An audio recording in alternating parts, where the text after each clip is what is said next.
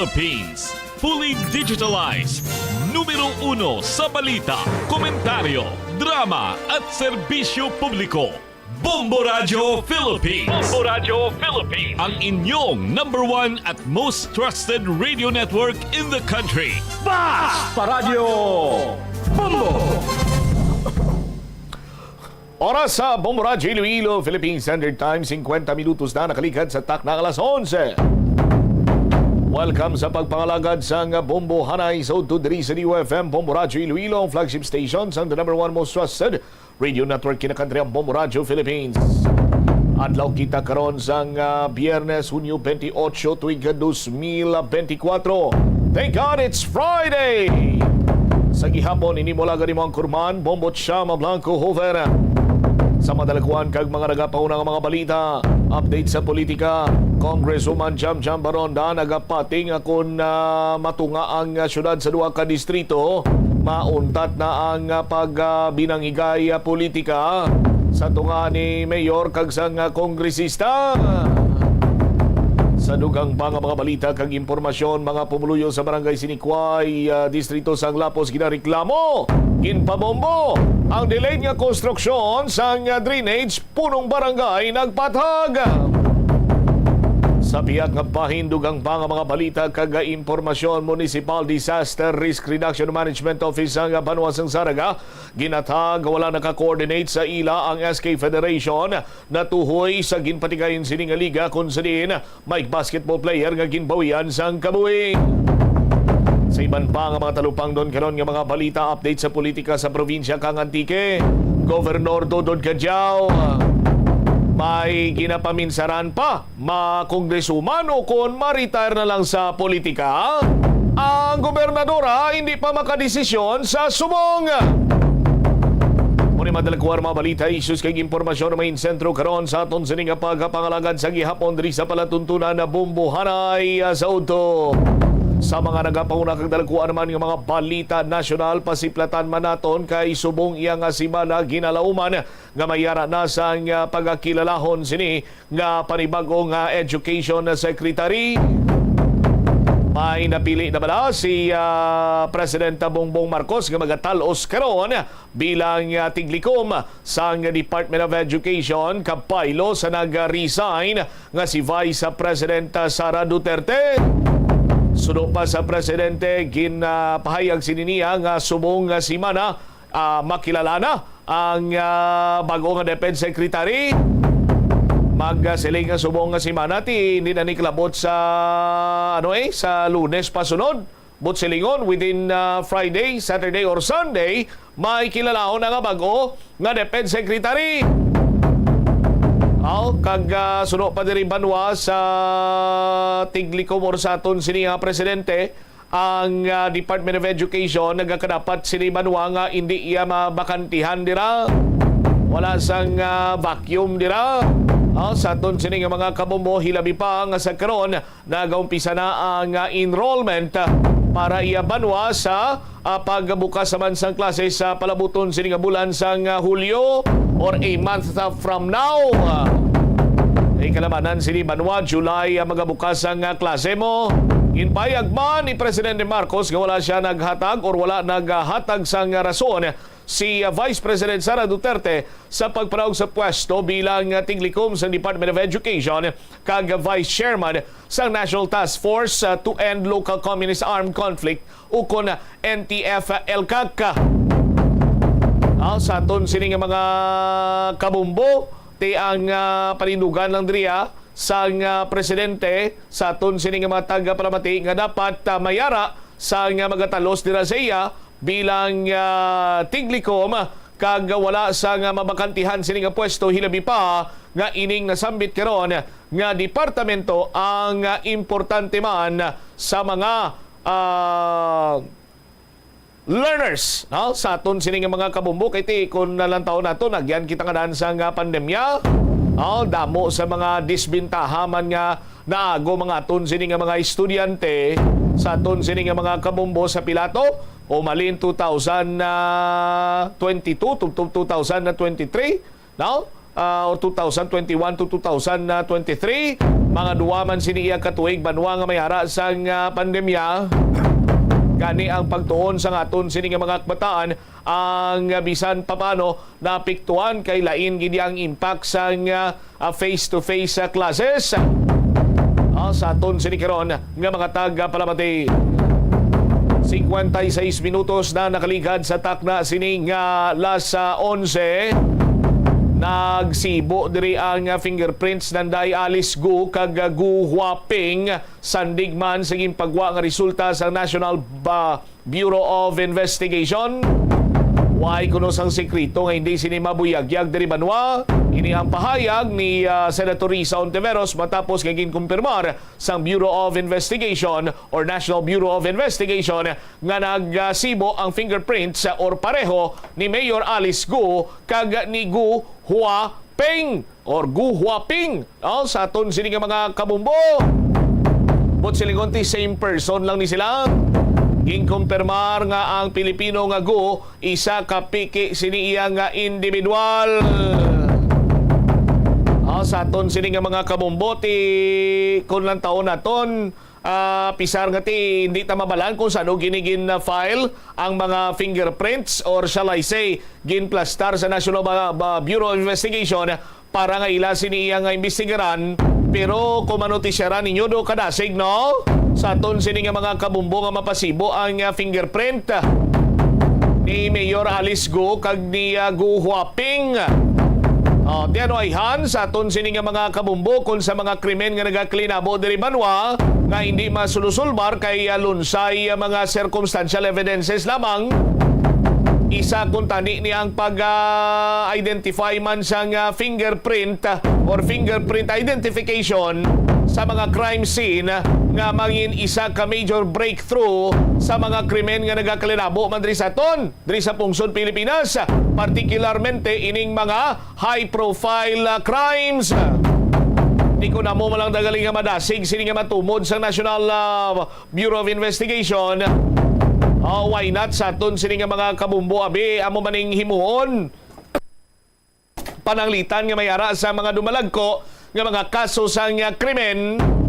Nga ti ginakulang sa mga ebidensya para iya nga matumod kag matudlo kung sino ang sa likod sang isa ka krimen.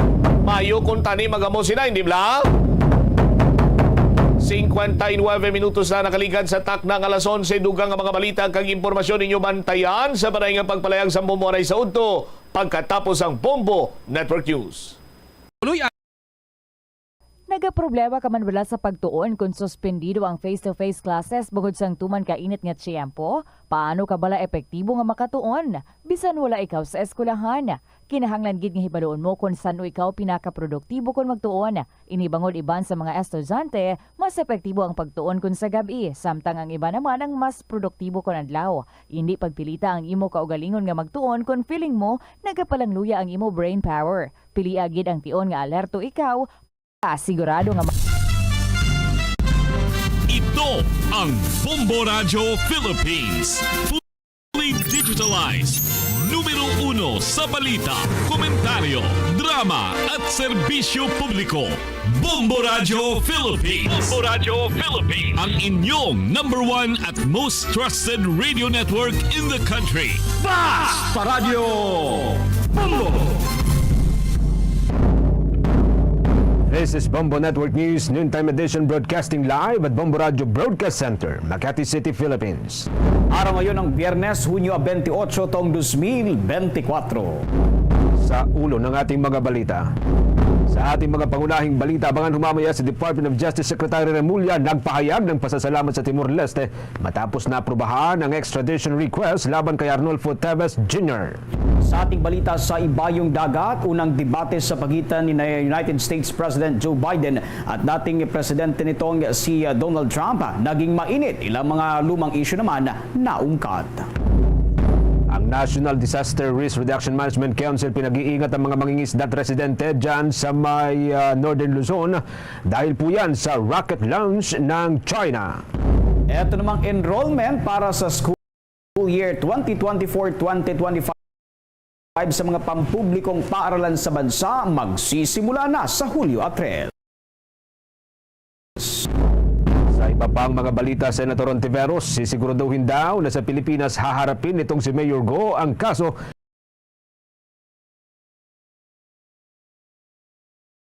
kahit pa nagkaroon ito ng penalty of deportation.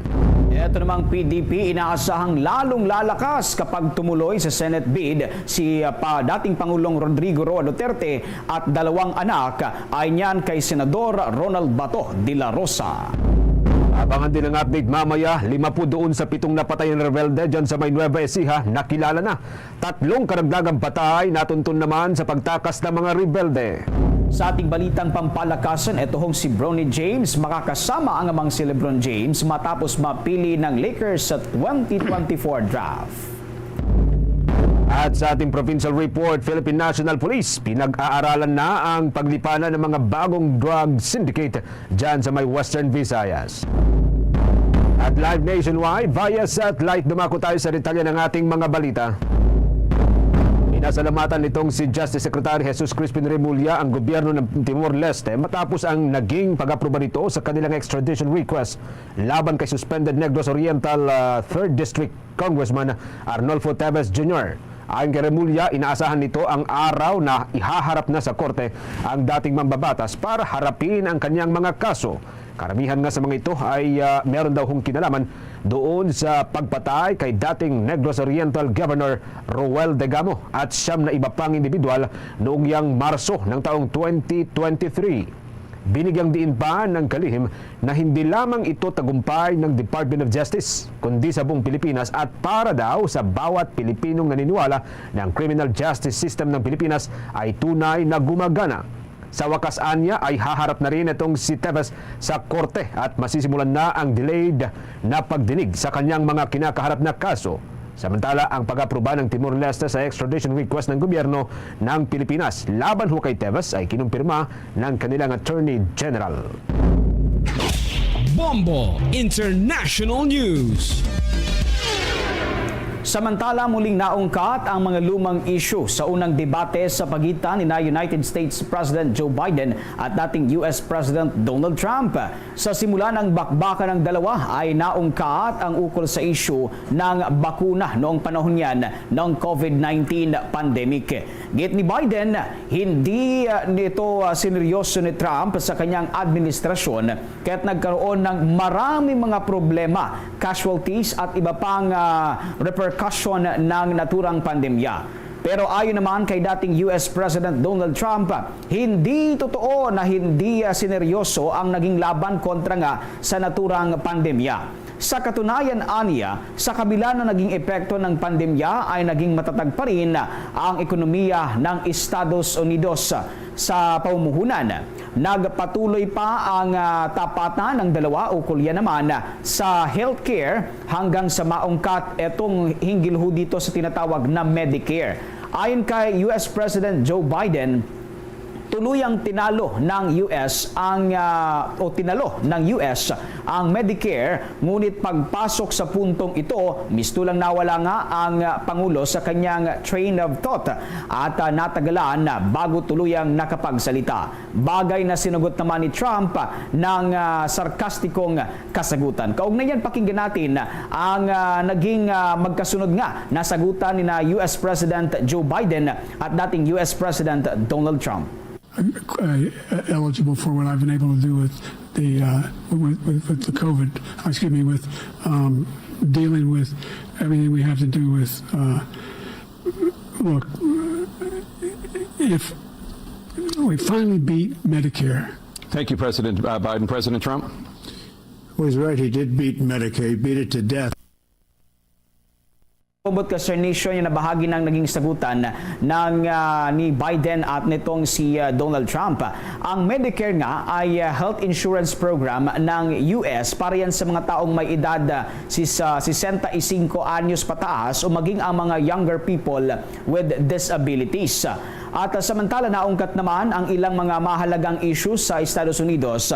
Kabilang na ang umano'y chaos na iniwan nga nitong dating administrasyon ni Trump matapos ang kanyang paglisan sa pagkapangulo. At ayon nga kay US President Joe Biden, mataas ang presyo ng mga bilihin sa paglisan nga ni Trump, kasama na ang presyo ng gamot at pagkain. Kaugnayan, pakinggan natin ang bahagi ng naging pahayag ni Biden. The price of housing. We're going to make sure we build 2 million new units. We're going to make sure we cap rents so corporate greed can't take over. The combination, what I was left with in corporate greed, is the reason why we're in this problem right now. In addition to that, we're in a situation where if you take a look at all that was done in his administration, he didn't do much at all. By the time he left, things were in chaos, literally chaos. And so we put things back together. We created, I said, those jobs. We make sure we had a situation where we brought down the price of prescription drugs, which is a major issue for many people, to $15 for an insulin shot as opposed to $400. No senior has to pay more than $200 for any drug, all the drugs they can include beginning next year. In a situation and we're going to make that available to everybody, to all Americans. So we're working to bring down the price around the kitchen table, and that's what we're going to get done. Kabombot ka Sir Nation, bahagi ng naging pahayag ni US President Joe Biden. Hinggil yan doon sa mataas na presyo ng mga pangunahing bilihin sa kanilang bansa na iniwan nga nitong dating administrasyon ni Donald Trump. Sagot naman dito ni dating US President Trump, iniwan niyang matatag ang ekonomiya ng Estados Unidos at si Biden lang ang sumira dito kasunod ng kanyang pagbaba sa pwesto.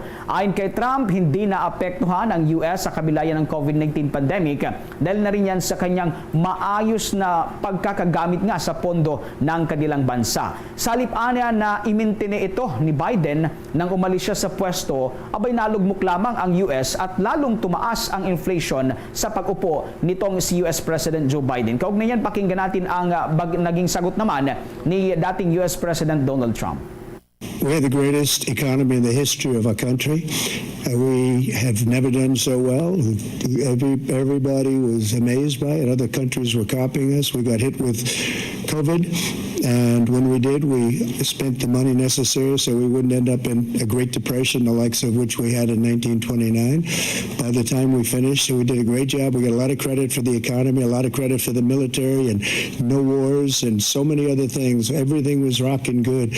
But the thing we never got the credit for, and we should have, is getting us out of that COVID mess. He created mandates that was a disaster for our country. But other than that, we had given them back a country where the stock market actually was higher than pre-COVID, and nobody thought that was even possible. The only jobs he created are for illegal immigrants and bounce-back jobs, the bounce-back from the COVID. He has not done a good job. He's done a poor job, and inflation's killing our country. It is absolutely killing us. Samantala mga kabombot ka Sir Nation, ilan sa mga natalakay pa sa naging debate ng dalawa ay ang tungkol naman dito ho sa abortion, military expansion ng US at gera dyan sa may Middle East at immigration at iba pang usapin. Narito pa ang dagdag na sagutan ni US President Joe Biden at dating US President Donald Trump. Joe, our country is being destroyed as you and I sit up here and waste a lot of time on this debate. This shouldn't be a debate. He's the worst president. He just said about me because I said it.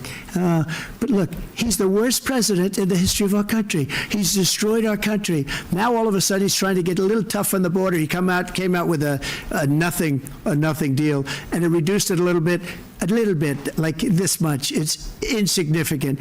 He wants open borders. He wants our country to either be destroyed or he wants to pick up those people as voters.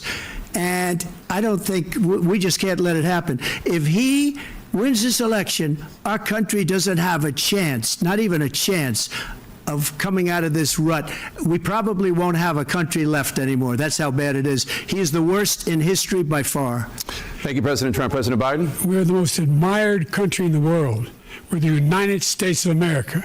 There's nothing beyond our capacity. We have the finest military in the history of the world, the finest in the history of the world. No one thinks we're weak. No one. wants to screw around with us. Nobody, number one. Number two, the idea that we're talking about worst presidents. I wasn't joking. Look it up or go online. 159 or 58, don't hold me the exact number, presidential historians, they've had meetings and they voted who's the worst president in American history, one through best to worst. They said he was the worst in all of American history. That's a fact. That's not conjecture. He can argue they're wrong, but that's what they voted. The idea that he is doing anything to deal with child care, he did virtually nothing to child care. We should significantly increase the child care tax credit. We should significantly increase the availability of women and men or single parents to be able to go back to work, and we should encourage businesses to have Thank you, President child care Biden. facilities. President Mga kabombot ka sa nation, yan ay ilan lamang doon sa naging mainit na tapatan netong si US President Joe Biden at ni dating US President Donald Trump sa una nilang pagharap. Oras din natin 12 minutes makalipas ang alas 12 ng katanghalian. Dako pa tayo sa iba pang mga mahalagang balita dito po sa ating lokalidad. Pinag-iingat po ng National Disaster Risk Reduction Management Council ang mga residente ng Ilocos Norte at Cagayan dahil po yan sa nakatakdang paglulunsad ng China ng rocket nito. Ayon po sa National Disaster and Risk Reduction Management Council, nakatakda ang rocket launch ng naturang bansa mula ngayong araw, Hunyo 28 hanggang sa Hunyo 30, araw ho yan ng linggo. Inabisuhan ng konseho ang mga residente, lalo ng mga mangingisda, na mag-ingat at maging mapagmatsyag sa posibleng pagbagsak ng mga debris mula sa papakawalan ng China na rocket. Ayon naman sa Philippine Space Agency, ang mga rocket na papakawalan ng China ay naglalaman daw ng mga kemikal na nakakalason at nakakasama sa kalusugan ng publiko. Inatasan rin ng nasturang konseho ang Philippine Coast Guard, maging ang Bureau of Fisheries and Aquatic Resources, ang Department of Interior and Local Government at maging ang Department of Environment and Natural Resources sa ilalim po yan ng National Mapping and Resource Information Authority na gumawa ng akmang hakbang upang maprotektahan ang mga pumapalaot sa karagatan. Pinababantayan ng konseho ang kabuuan ng Hilagang Luzon, lalo na ang mga katubigan na sinasaklaw nito. Batay ho sa naunang abiso, isa sa gawa ang rocket, paglulunsad ng rocket ng China sa Wenchang Spacecraft Launch Site doon po sa may Hainan Province sa pagitan po ng alas 7 hanggang alas 11 ng gabi. Pinapaalalahanan naman ng National Disaster and Risk Reduction Management Council ang lahat po ng mga mangingisda na agad i-report ang anumang mapapansing hindi pangkaraniwan sa mga karagatan na kanilang pinupuntahan.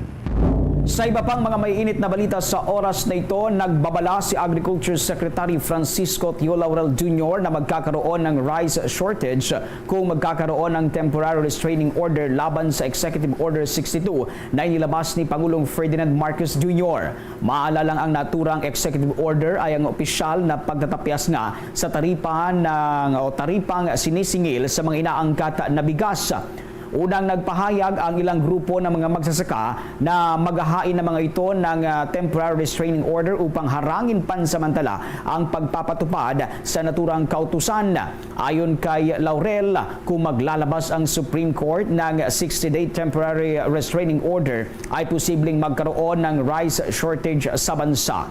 Katwiran ng kalihim, kung magkakaroon nga ng TRO, walang mga importer na mag-aangkat ng bigas habang ang maaari lamang nilang gamitin ay ang kanilang mga natitirang stocks nito. Ang kasalukuyang buffer stock aniya ay maibibenta na sa panahong matatapos o aalisin na itong temporary restraining order. Umaasa naman ang kalihim na hindi ito tuluyang mangyayari at hindi kakatigan ng Supreme Court ang anumang petisyon na umihiling ng isang TRO na maaring ihain ng naturang mga grupo ng mga magsasaka.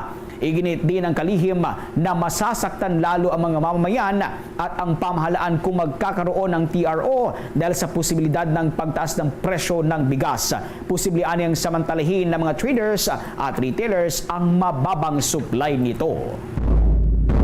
Sa kaugnay pong balitang yan, ibinunyag nitong si Agriculture Secretary Francisco T. Laurel Jr. ang umano'y pagkukumahog na nitong mga importer ng bigas na ibenta ang kanilang kasalukuyang hawak na stock na bigas.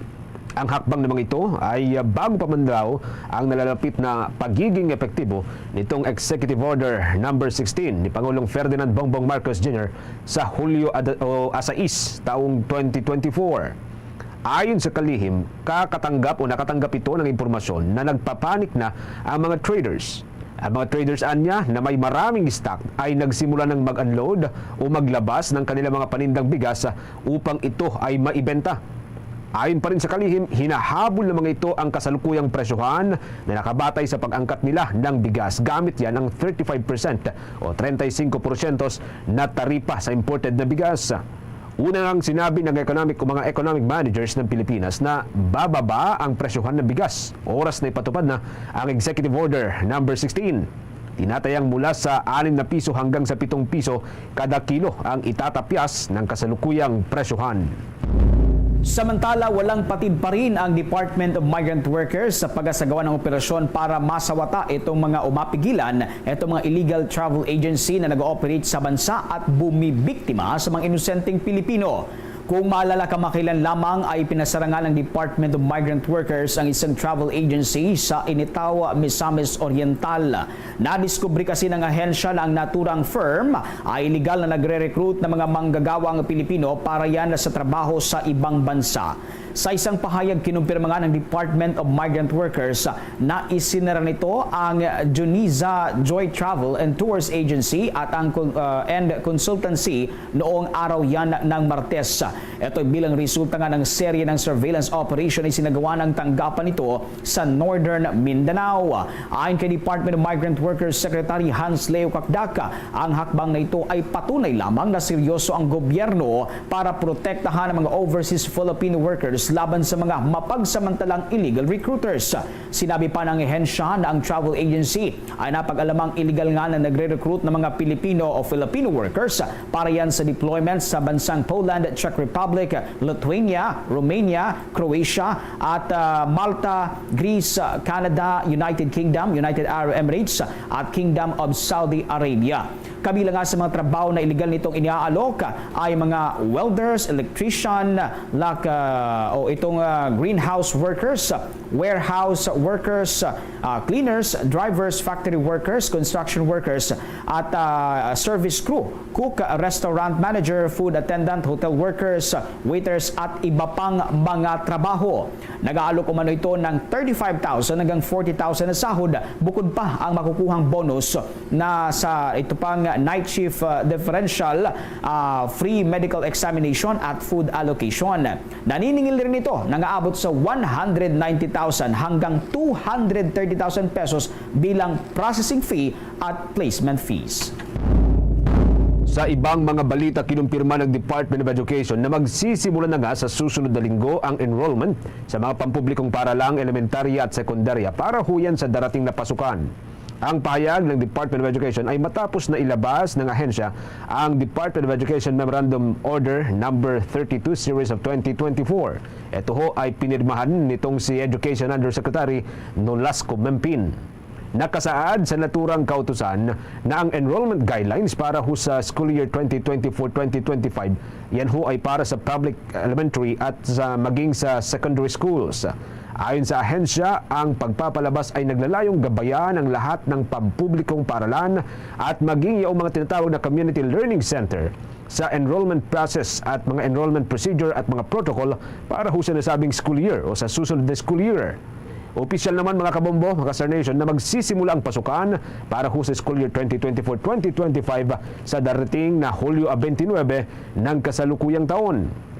Kaugnay ho nito ay inihayag ng Department of Education ang pagsasagawa ng enrollment sa lahat ng pampublikong paaralan mula ho yan Hulyo 3 hanggang Hulyo 26. Samantala, nakatakdang ilagay ng Department of Agriculture sa blacklist ang 4 na agriculture companies na sangkot huyan sa mga smuggling activities. Sinabi ni Agriculture Secretary Francisco Tio Laurel Jr. na 2 sa nasabing kumpanya ang sangkot sa pag-angkat ng mga fishery products habang isa naman sa asukal at isa sa bigas. Ang nasabing hakbang na ito ay bahagi ng kanilang kampanya na labanan nga itong mga smugglers dito sa ating bansa. Pagtitiyak niya na sa mga susunod na buwan ay may mga kumpanya pa silang ilalagay sa blacklist. Hindi naman nito pinangalanan ang kumpanya dahil sa may isinasagawa pa silang mga karagdagang investigasyon. Oras na natin 20 minutes makalipas ang alas 12 ng katanghalian. Sa ating pagpapatuloy, humamaya ang Bureau of Fisheries and Aquatic Resources. Sinuportahan naman itong issue ng pagpapasara at blacklisting sa mga importer o mga nag-i-import ng isda. Want to know what makes Enhypen's performances so explosive? Dunking Choco Bang! Yeah! Explosive bawat bite kasi chocolate-coated na, Bavarian-filled pa. Explosive ang flavors kasi may 3 banging toppings na. Big Bang BTN, and Big Bang Nutty. Yeah! Kaya ang Enhypen, explosive ang bawat galaw. Nothing like Dunking Choco Bang! Dunkin, pasalubong ng bayan. At ngayon, sa pagpapatuloy ng iba pang pangunahing mga balita. 22 minuto na makalipas ang alas 12 ng katanghalian. Sa pagpapatuloy pa rin po ng ating balitaan, sinuportahan nitong Bureau of Fisheries and Aquatic Resources ang naunahong pahayag ni Agriculture Secretary Francisco T. Laurel Jr. na pag-blacklist sa mga importer na umano'y nananamantala. Una ho rito ay sinabi nitong si Secretary Laurel na nakatakdang suspindihin ang importasyon o importation permit at i-blacklist yaong mga importer. Kinabibilangan po ito ng 2 importer ng isda. Ayon kay Bureau of Fisheries and Aquatic Resources spokesperson Nazario Briguera, tama lamang na higpitan ng mga mayayamang nag-i-import ng isda, ngunit pinagsasamantalahan naman ang proseso ng importasyon. Matagal na anyang pulisiya ng Bureau of Fisheries and Aquatic Resources na labanan ang pagpupuslit ng mga smuggled na isda, maging yaong hindi tamang deklarasyon na 2 sa mga pangunahing problema sa importasyon. Ang mga ituan niya ay nananabotahe sa presyohan ng isda sa Pilipinas habang nalalagay din sa alanganin ang kaligtasan ng mga consumer dahil po yan sa hindi pagdaan sa tamang proseso. Ayon sa opisyal, kailangang mamonitor ng mahigpit ito hong pumapasok ng mga isda sa bansa upang maging maayos ang kompetisyon sa pagitan po yan ng mga imported na isda at mga lokal na isda mula ho sa mga mangingisdang Pilipino na nagbebenta sa mga merkado sa bansa. Mamaya, abangan din po ninyo mga kabombo, update po tayo dito ho sa usapin pa rin o ito hong issue laban ho kay suspendidong Mayor Alice Go. Kaugnay pa rin po ito doon sa nauna hong lumabas nga na itong si Alice Go pala ay iisa doon kay Go Huaping. Abangan po ang update po dito dahil sabi ho ni Senator Ontiveros, sisiguruhin daw na sa Pilipinas po haharapin itong si Alice Go ang mga kaso kahit pa nagkaroon ito o magkakaroon po ito ng penalty of deportation. Samantala ho muna. Bombo Sports News. Eto para ho sa mga NBA fanatics, mga kabubo, napili po ng Los Angeles Lakers bilang 55th pick ng 2024 draft itong si Bronny James. Dahil po rito ay guguhit ang mag-amang LeBron James at Bronny James ng kasaysayan ng National Basketball Association na kauna-unahang father-son duo dahil po yan sa iisa ang kanilang magiging kupunan. Ito ho ang Los Angeles Lakers. Ang nasabing draft ay inanunsyo mismo itong si National Basketball Association Deputy Commissioner Mark Tatum. Ang 19 anyos na si Bronny ay naging matunog ang pangalan na makapasok sa draft ngayong taon. Galing po sa Sierra Canyon School sa California at pumirma na sa nauna pong naglaro sa college level itong si Bronny James. Noon pong Hulyo ng taong 2023 ay nakaranas ito ng cardiac arrest na nagresulta nga ho sa congenital heart defect. Matapos na makarecover ay bumalik ito sa paglalaro kung saan mayroong 25 o 25 appearance siya sa 2023 to 2024 season kung saan po ay nag-average lamang siya ng 5 points, 3 rebound at 2 assists. Maalala mga kabombo Caster Nation na sinabi noon itong si National Basketball Association star LeBron James na hangad niyang makasama sa kupunan ang kanyang anak. Pakinggan po natin ang naging anunsyo ng Los Angeles o kasabay po yan ng pag-draft kay Bronny John.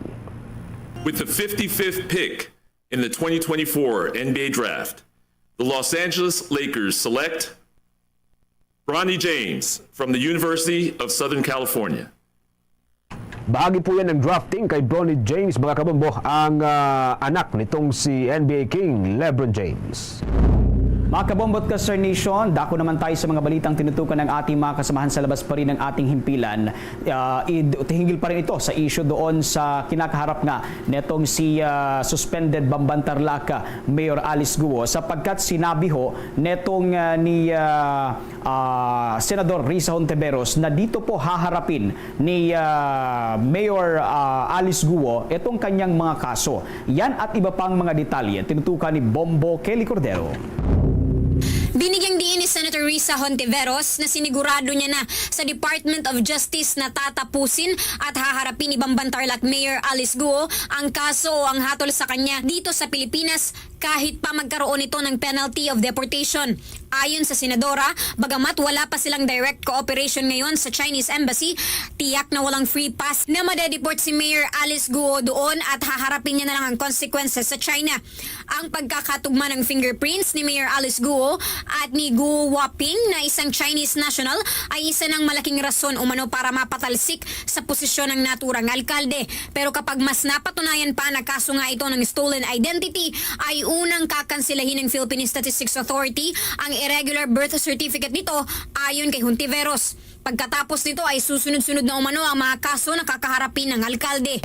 Even before being charged with any particular offense, yung pinaka-grave na consequence na pwedeng harapin at hinaharap ni Mayor Alice Guo ay yung cancellation nung kanyang deemed irregular na birth certificate. And we heard it from the PSA na finoward na nila sa Office of the Soljan ba yun? Okay. So we heard it from PSA na finoward na nila sa OSG yung ganyang rekomendasyon nila. Pinapabilisan na rin ni Senator Risa Hontiveros ang proseso ng co-warrant to case para maapektuhan na ang standing nito bilang mayor. Binigyang diin ng Senadora na isiset niya sa lalong madaling panahon ang susunod na pagdinig at napaka-importante na dumalo dito si Mayor Alice Guo dahil kapag hindi ito sumipot ay isa-cite in contempt ito. Nag-identity theft ng isang Pilipina para mabigyan ng cover ang mga pogo sa kanilang iba't ibang mga criminal activities. So mabibigat na usapin iyan. So that whatever be the outcome of any of these charges and actual cases, kung makonvict siya, she will have to serve time here in the Philippines. Ani Hontiveros, sinugpinan niya na si Mayor Guo at pati na rin ang mga nabanggit na kapamilya niya sa mga nakaraang pagdinig. Kung matatandaan, una nang iniulat na binanggit ni Mayor Alice Guo na nakakaranas na siya ng stress at high-level anxiety dahil sa mga malisyosong akusasyon na ibinabato laban sa kanya. Nagkaroon daw ito ng malubhang epekto sa kanyang physical at mental health. Pero ayon kay Senator Risa Hontiveros, definitely the mental health law is a landmark law. Alam din po natin sa ganitong mga Senate investigations, napakadaling at napakadalas i-cite ng mga resource persons kapag nahuhuli na sila sa kanilang mga kasinungalingan ang mental health. Sa ngayon, tinitingnan na rin ang posibilidad na Chinese rin ang mga nabanggit na kapatid ni Mayor Guo at ifa-follow up ito sa susunod na pagdinig ayon sa Senadora. Para sa Bombo Network News, Bombo Kelly Cordero nag-uulat para sa number 1 and most trusted radio network in the country, Bombo Radio Philippines. Basta Radio, Bombo! Iba pang mga balita, inaresto ng National Bureau of Investigation Human Trafficking Division ang dalawang individual sa Quezon City dahil yan sa sexual exploitation ng isang minor de edad. Nagugat ang kaso sa isang referral na natanggap nga ng ehensya mula sa The Exodus Road, isang non-government organization tungkol sa mga gumagamit umano ng isang social media application na Telegram na umano'y nag-aalok ng sexual video recorded content at live na sexual na palabas sa mga dayuhang customer sa halagang 25,000 pesos bawat transaksyon. Batay sa investigasyon at pagsasagawa ng verifikasyon ng mga operatiba na nalaman na patuloy nga na inaalok nito mga subject ang biktima para yan sa sexual exploitation kapalit ang isang tiyak na halaga ng pera. Ang operasyon ay nagresulta nga sa pagkakaaresto naman kay Ina at Sam o alias Huyan na nahuli sa akto na nag-aalok nga sa minor de edad na biktima para yan sa sexual exploitation. Ang biktima ay dinala muna dyan ho sa Navotas patungo sa Quezon City para magsagawa naman ng mga live sexual show. Sa ngayon, naiharap na sa inquest proceeding ang mga sospek para yan sa paglabag sa Republic Act 11862. Ito ang Expanded Anti-Trafficking in Persons Act of 2022, Republic Act 11930. Ito namang Anti-Online Sexual Abuse o Exploitation of Children and Anti-Child Sexual Abuse o Exploitation of Materials Act. At maging paglabag naman sa Republic Act 7610, Special Protection of Children Against Abuse, Exploitation, and Discrimination Act. Meron na lamang ho tayong 29 minutes bago sumapit ang alauna ng hapon.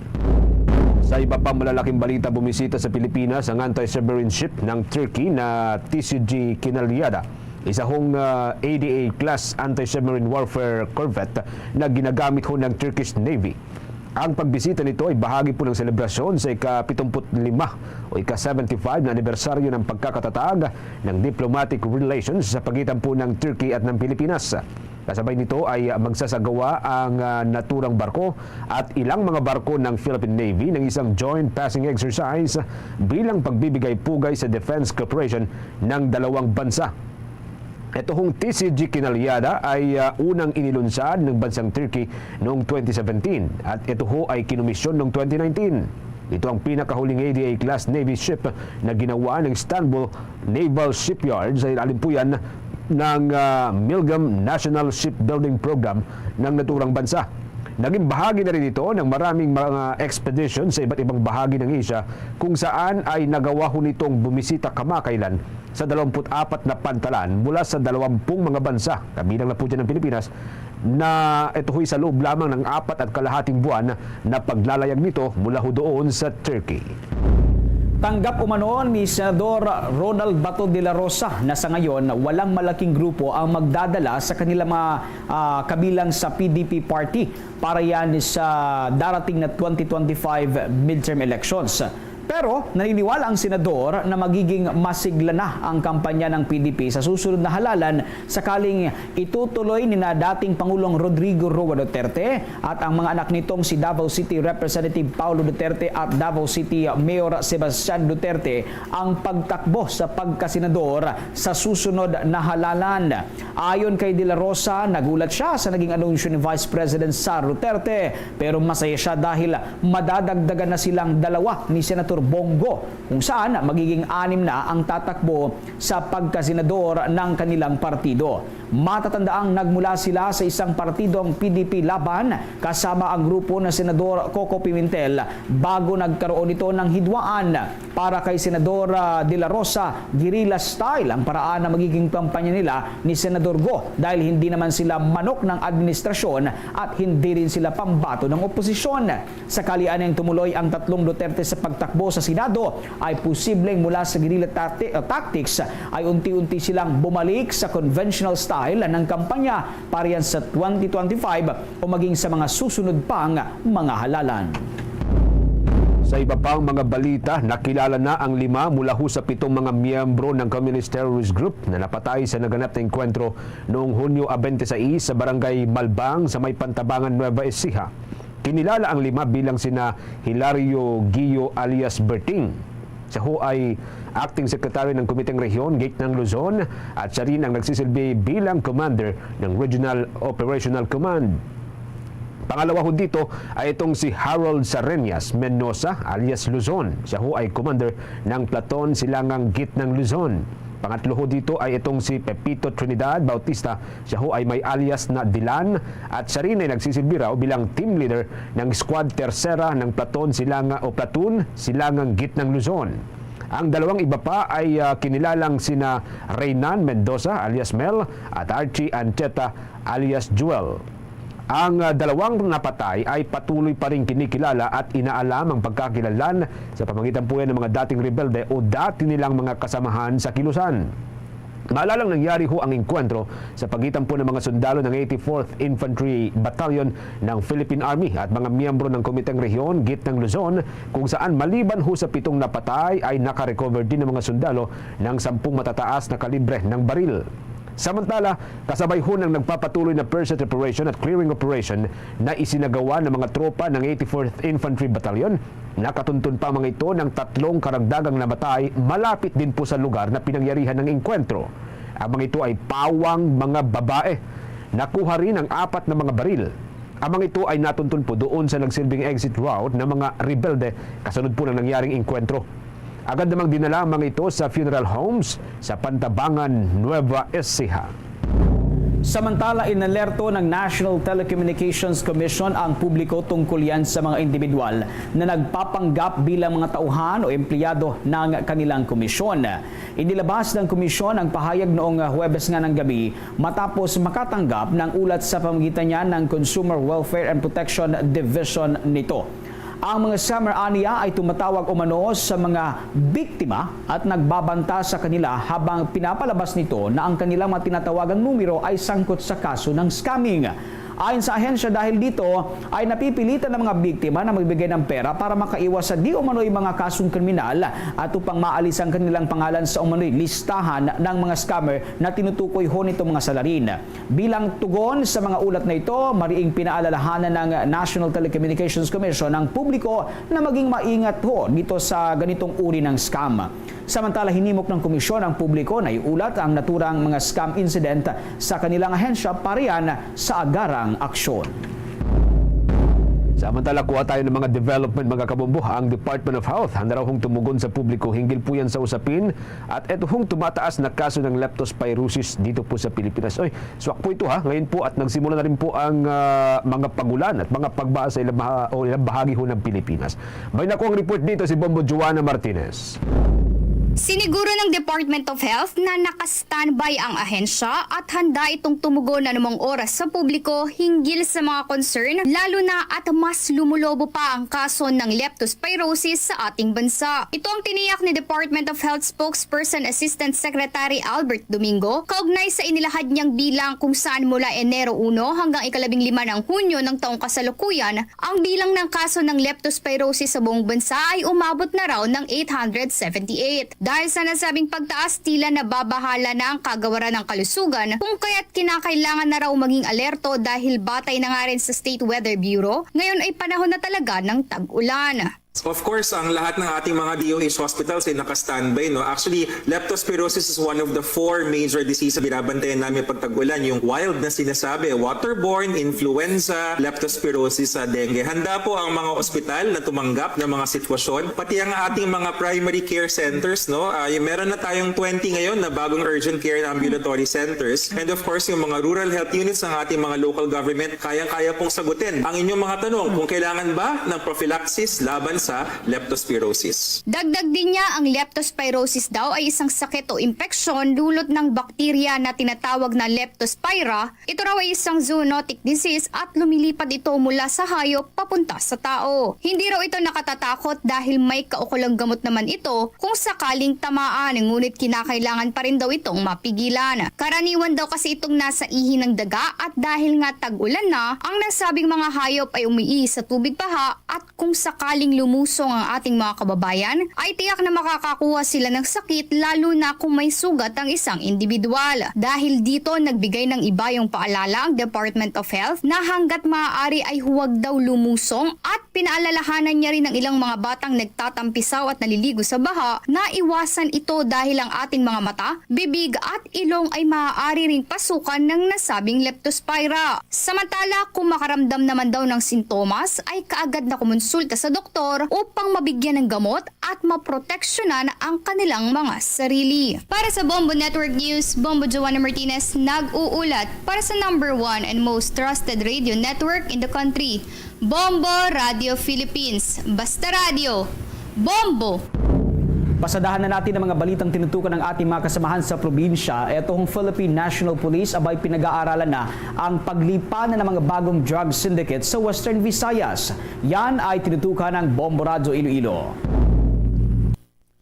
Kinumpirma ng Philippine National Police na kanila nang iniimbestigahan ang paglipana di umano ng bagong drug group sa Western Visayas.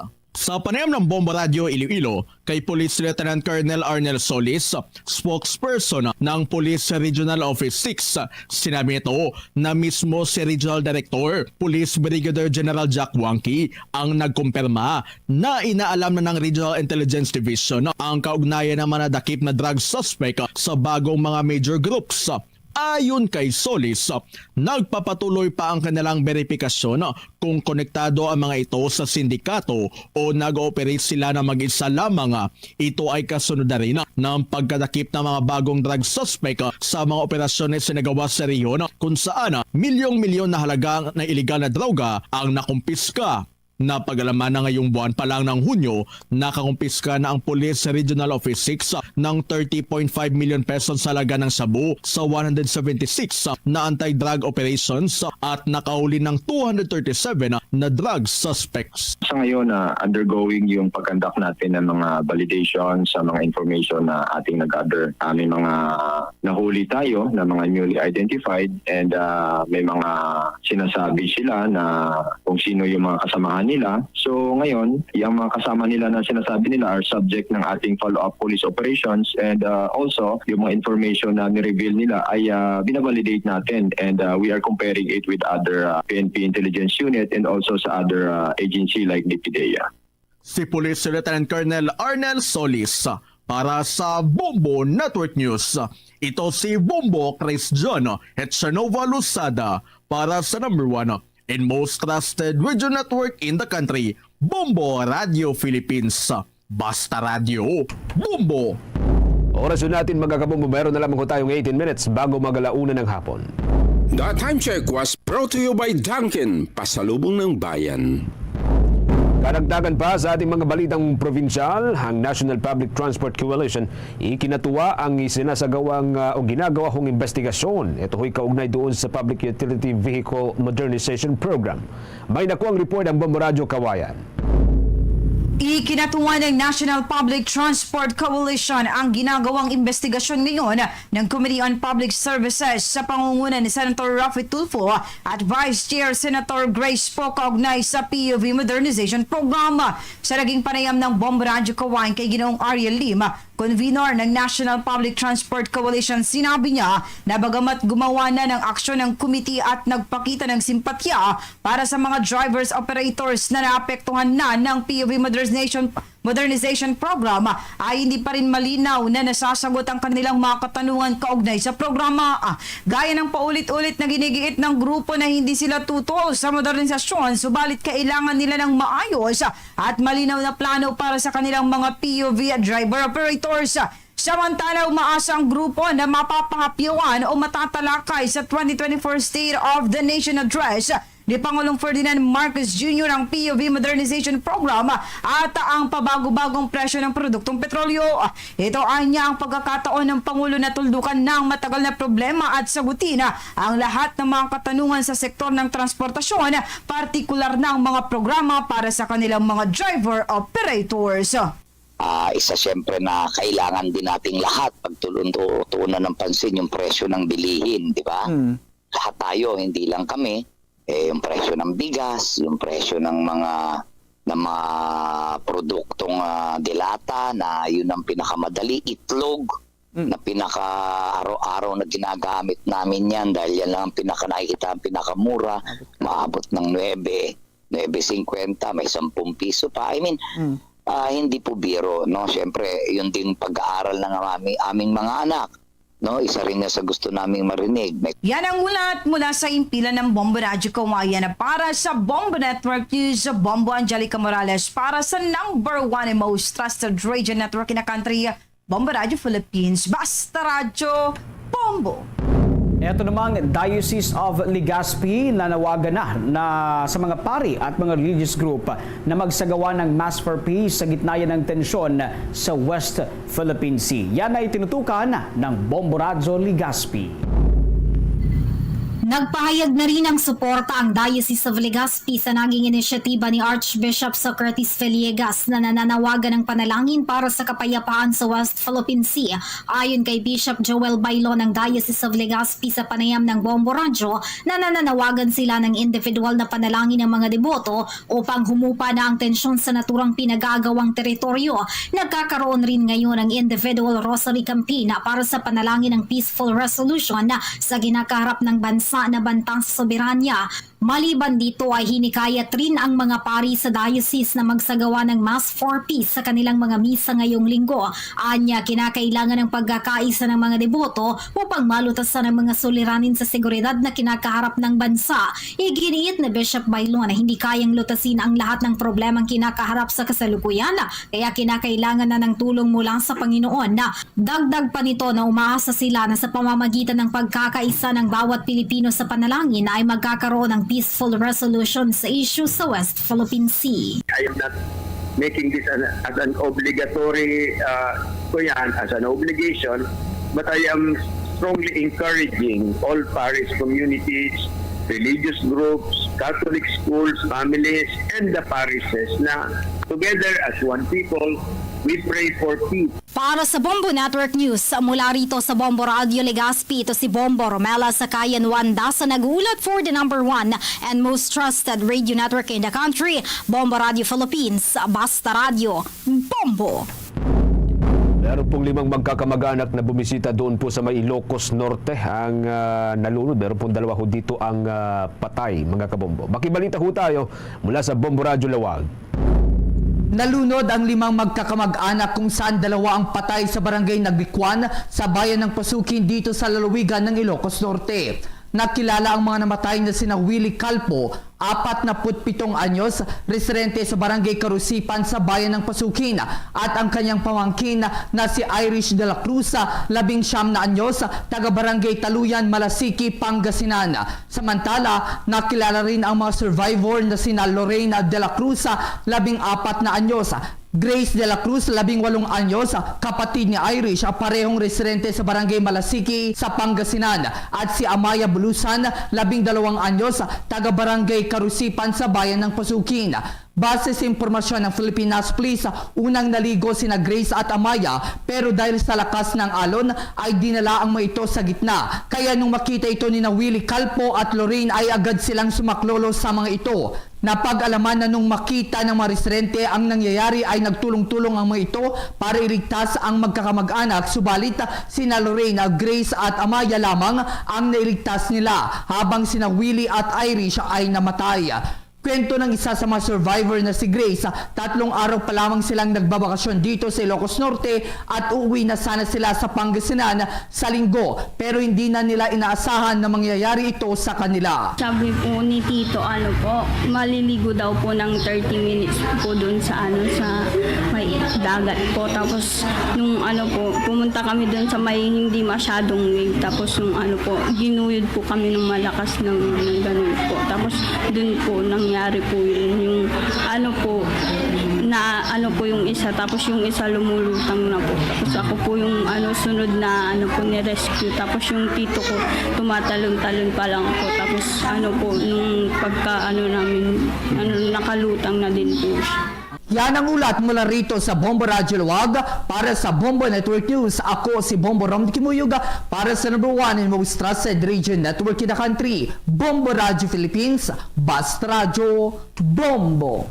Ito namang pagpapakulong kay dating Senador Leila de Lima, isa umanong retaliatory attack. Alamin natin kung bakit sa pag-ulat ng Bombo Radio Dagupan. Malaking kahalagahan sa pamamalakad ng sistema ng hustisya sa bansa ang akwital ni dating Senadora Leila de Lima mula sa drug cases nito. Ito ang naging pahayag ni Attorney Sonny Matula, ang presidente ng Federation of Free Workers sa Bombo Radio Dagupan, dahil hindi umano kapani-paniwala ang isinampang kaso sa dating senador noong administrasyong Duterte. Kaugnay nito, maituturing anya itong retaliatory attack laban kay de Lima dahil sa pag-iimbestiga nito sa nangyayaring patayan sa Davao noong hindi pa presidente si dating presidente Duterte. Kaya pinaniwalaan ni Matula na pagpapatahimik sa dating senadora ang pagpapakulong sa kanya kung saan inabot naman ito ng higit 6 na taon. Gayunpaman, wala din naman umano talagang malinaw na ebidensya ang naipakita ng prosecution sa korte kaugnay sa mga drug-related cases laban sa senadora. Kaya naging oportunidad ito sa kampo ni Dilima upang mag-file ng demurrer to evidence kung saan sinang-ayunan ito ni Branch 206 Presiding Judge Henergito. At dahil dito, hindi umano titigil si Dilima sa pagtulong sa mga pamilya ng mga nabiktima ng extrajudicial killing. At sa kapanahon ni Duterte ay nakita natin na very active siya at siya ay porsigido na lumalaban sa mga extrajudicial killings na nangyayari sa ating paligid sa Pilipinas, at may report nga na nung panahon ni Duterte 6,000 hanggang 30,000 ang mga pinatay. At sa palagay natin yung pagsampa ng kaso sa kanya ay para patahimikin siya. Para sa Bombo Network News, mula rito sa Bombo Radio Dagupan, Bombo Oliver Dacumus nag-uulat para sa number 1 and most trusted radio network in the country, Bombo Radio Philippines. Basta Radio, Bombo! Oras na natin, meron na lamang tayong 9 na minuto bago sumapit ang 1:00 ng hapon. Maalala ho ninyo mga kabombo Caster Nation, ito pong nangyari na malakas na pagyanig o paglindol dyan sa may bahagi po ng Mindanao, kung saan isa po sa mga nagsilbing sentro ho nito ay ang bahagi po ng General Santos, ang Davao Region at iba pang bahagi po ng Mindanao.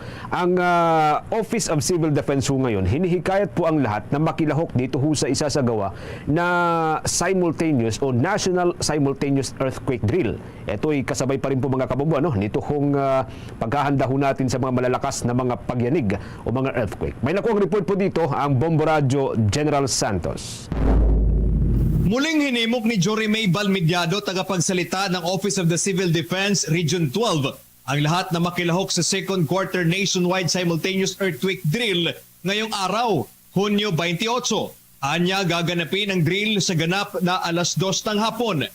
Ang layunin ng earthquake drill ay upang malaman ang mga angkop na paghahanda at aksyon kung sakaling magkaroon ng lindol. Ito ay paghahanda na rin sa tinatawag na The Big One o ang posibleng magnitude 7.2 na lindol. Sa drill na ito, inaasahang makilahok ang publiko sa pamamagitan ng pagsasagawa ng duck, cover and hold posture. Makakasama din ng OCD ang iba pang mga ahensya ng gobyerno at local government units sa naturang aktibidad.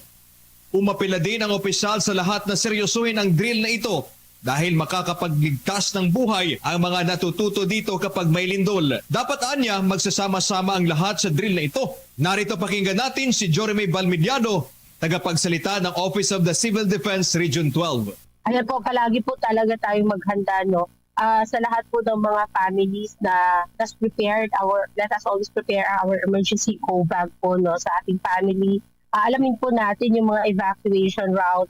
Alamin po natin yung mga evacuation centers ng ating barangay sa ating mga safe location. Makipag-ugnayan po tayo palagi sa ating mga barangay DRRM committees. Yan ang ulat mula rito sa Bombo Radio Gensan para sa Bombo Network News. Ito si Bombo Levi De Leon para sa number 1 and most trusted radio network in the country, Bombo Radio Philippines. Basta Radio, Bombo! Ito namang National Bureau of Investigation Region 7 abay nakatutok sa mga traffickers sa iligal na pagbebenta nga ng mga bata pagkatapos na makatanggap ng ulat mula yan sa Department of Social Welfare and Development Region 7. Alamin natin ang buong detalye sa pag-ulat ng Bombo Radio Cebu.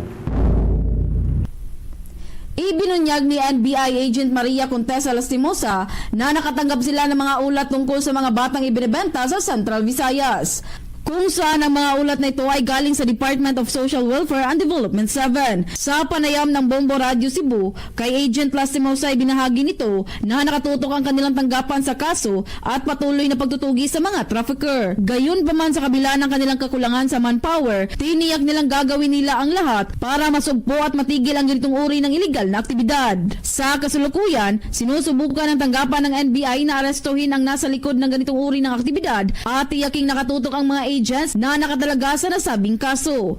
Kung matatandaan, may ilang naitalang kaso kaugnay sa pagbebenta ng mga sanggol, hindi lamang sa Cebu kundi pati na rin sa buong bansa. Kung saan inalerto ni Social Welfare and Development Secretary Rex Gatchalian dahil sa nakakabahalang kalakaran hinggil sa illegal adoption na kumakalat sa lipunan at pati na rin sa social media. We received reports of babies for sale here in Central Visayas. It's a case referral coming from DSWD 7, and our regional director, Attorney Rinan Agustus de Oliva, has made it a priority case. So we continue tediously with our cyber patrol, considering that we have a very limited manpower, but we will do our job and hopefully we can make some arrests in the future very soon. Our agent on case has been assigned. We are in the process of case build-up already. Ating napakinggan si Maria Contessa Lastimosa, NBI agent.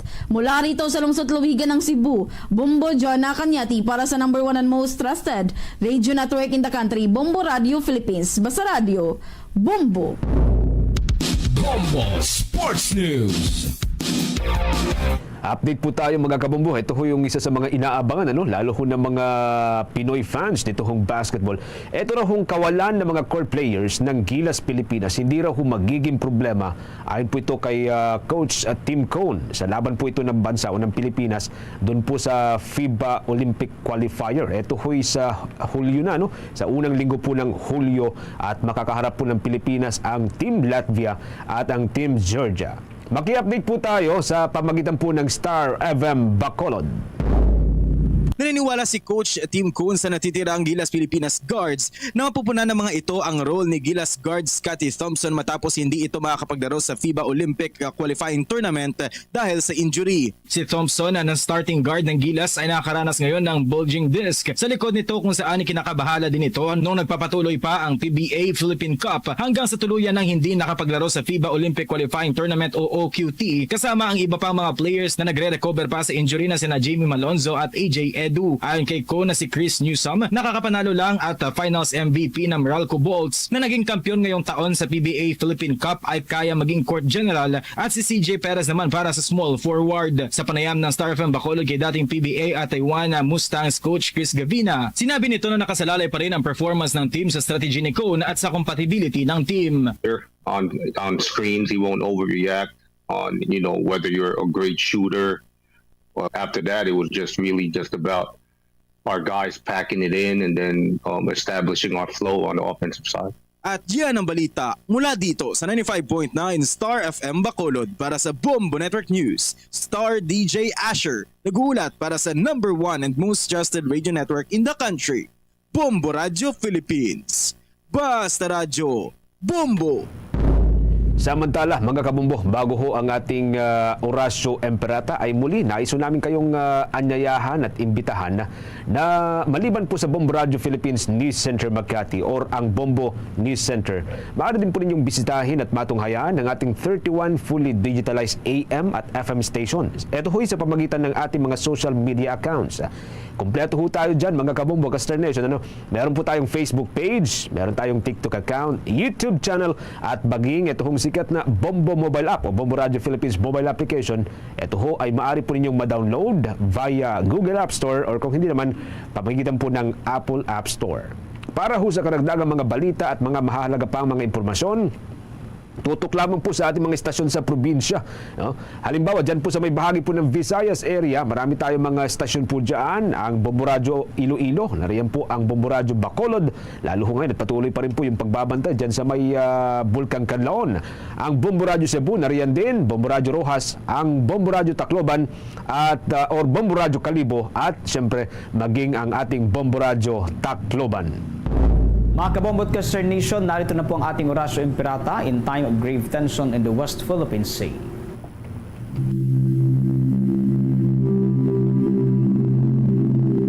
Our Lord God Almighty, maker of heaven and earth, the sky and the seas, look kindly on us, your children of the Philippine Islands.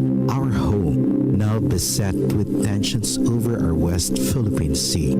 We pray to you for peace over the part of our islands and waters. We pray that questions over it may be resolved through justice and respect for people's rights. We pray that no harm be done to our marine creatures and habitat. We pray pray that our fellow Filipinos protecting our islands and seas be kept from natural and man-made disasters. Loving God, you are a wonderful creator, our generous provider of good things. Send your Holy Spirit of wisdom and understanding to our leaders that they resolve this crisis with courage and the spirit of dialogue. Help us to remain faithful to your word and obedient to your will always. This we ask through Christ our Lord. Amen. Luzon, Visayas at Mindanao at maging sa buong mundo yan na pong kabuuan ng ating balitaan para sa pangtanghaling edisyon ng Bombo Network News. Mula dito sa Makati News Center para sa #1 and most trusted radio network in the country, Bombo Radio Philippines, Basta Radio. Bombo!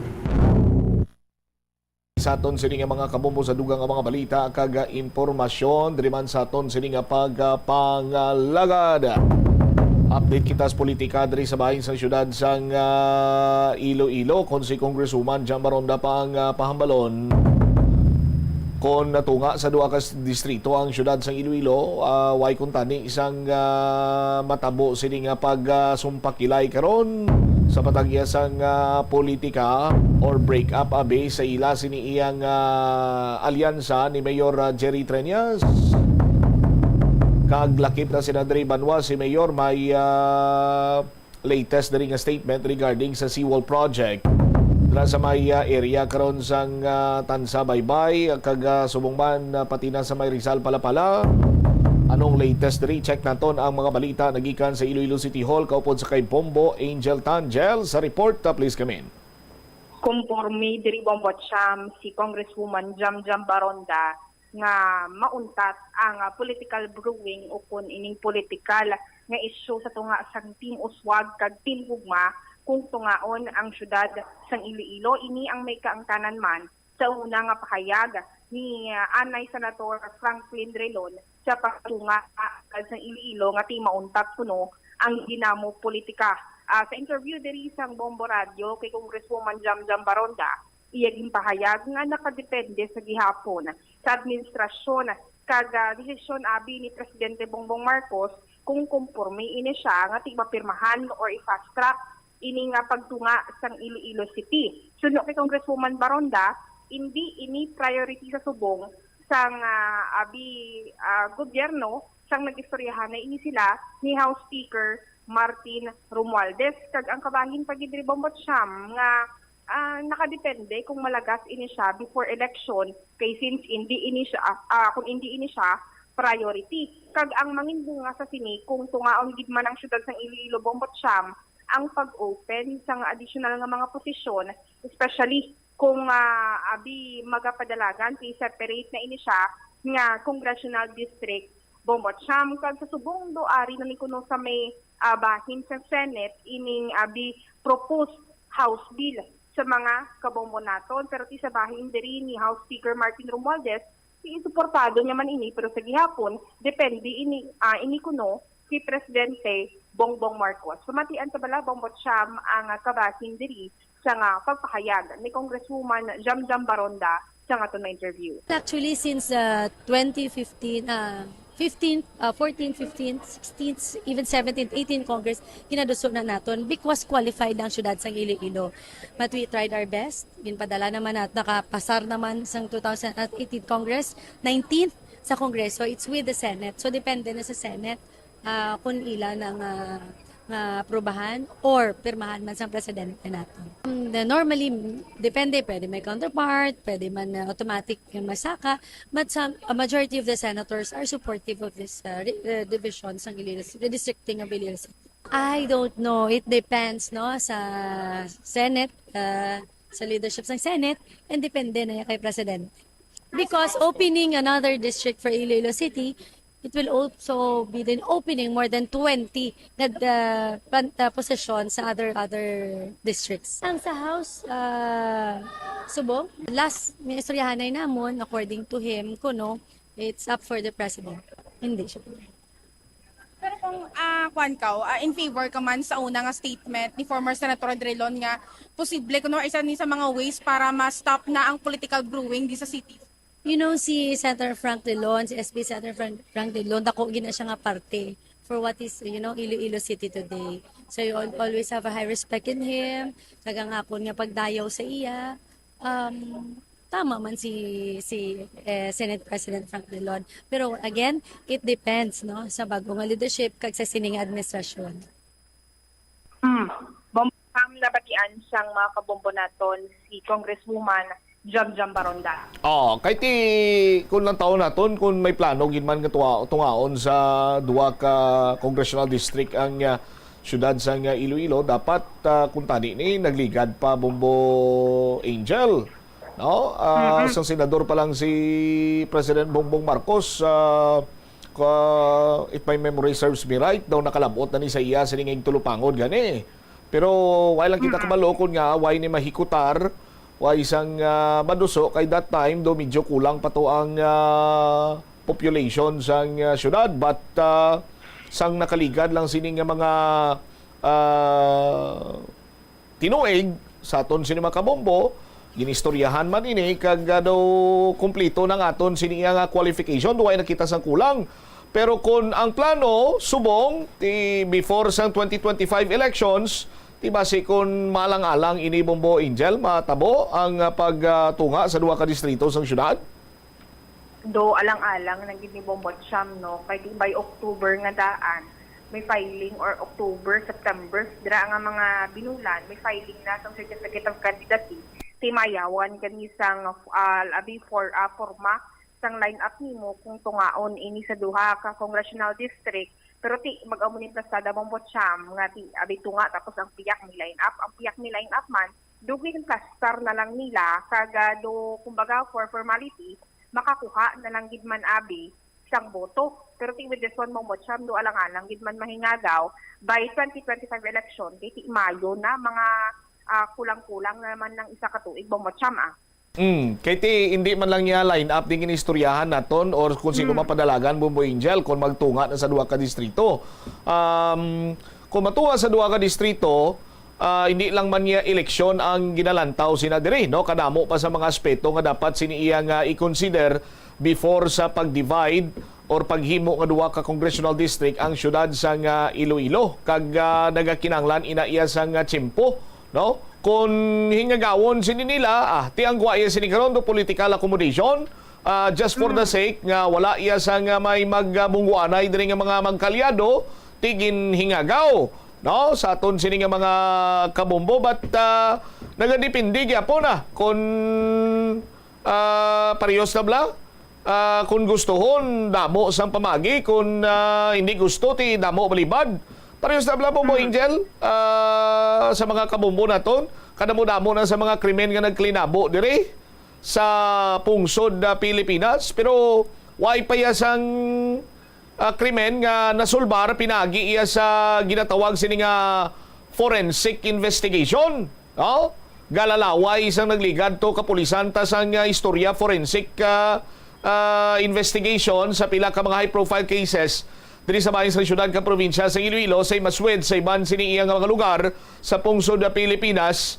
Pero at the end of the day, mambal sila nga bala mo, kadugay pa ni proseso mo, miyamo sina.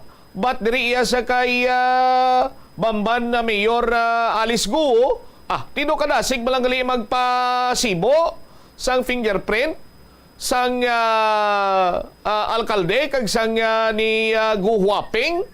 Araman yun, nagwa man ang result Jel? Balang Bombo Cham, basta may pressure kag do kuno abi ng do kumbaga ara ang mata sa issue, dasig ang hulag. Pero kung abi may nagatulod, may nagakutik nga hindi lang anay, mga pabwasi lang na medyo madilig-diligid man ang Bombo Cham. Kasi siyempre, usually, ang ginarason nila, may permahan pa, dapat may consent pa, may amuning proseso, mga isa ni kasimana before magwa ang resulta. Tida mo nga rason, Bombo Cham. Precisely, Bombo Angel. Kaya mo na, Bombo Cham, no? Kagadri man sa kaangot nga balita sa bahin diri sa balita man sa bahin sa syudad ng Iloilo, kag pinikang tanan man, si Congresswoman Jam Baronda kag Mayor Jerry Treñas, peritas kit lamang tri Bombo Cham, nga upon checking sang team sang alkalde kag mismo sang Iloilo City Government ang ila diri nga nangin resulta nga tigin-check nila diri ang impact sang project sa mga pumuluyo sa may coastal area sang sining seawall nga ti ang according diri sa statement ni Mayor Jerry Trillanes, risk reduction impact sa mga pumuluyo ginaalaw na niya ang pagpadayon sang obra sang sining seawall nga ara na sa 77% ang accomplishment sini Bombot Siam, pero ang iyadri ni Mayor Jerry Trillanes abing nga do bahin nga iya gusto nga ara gid lamang ang makasubmit ang DPWH sa mga needed nga mga clearances sa Philippine Reclamation Authority, DNR, BFAR kag iban pa nga national government agencies. At the same time, ginugyan niya din sa bahay sa City Council ang abi mang resulta sang committee hearing the last time or kahapon nga adlaw sang committee ba ni Councilor Jan Yang. Kaga makit-an man diri or ang yadri nga last na statement nga gusto niya nga ang pumuruyo mangin safe kaga protektado sa abi nga reducing sang exposure sa hazard ngati posible pangatubangon sa mga pumuluyo dira sa bahin sang Rizal Palapala, Bombot Siam, kung sa diin natukod or ginapatukod ining seawall kag tiko badumduman sa mga kabombo naton ining ang ginpondokan or like the term is ginpangabudlayan ginpakitaan sa paagi ni Congresswoman Jam Baronda nga ginpaagi sa Department of Public Works and Highways.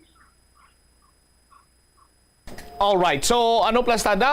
Makontinue ng construction sa seawall or may mga ginahulat pa? May ginahulat sa Bombot Siam kay ang taon naton diri ang legalities.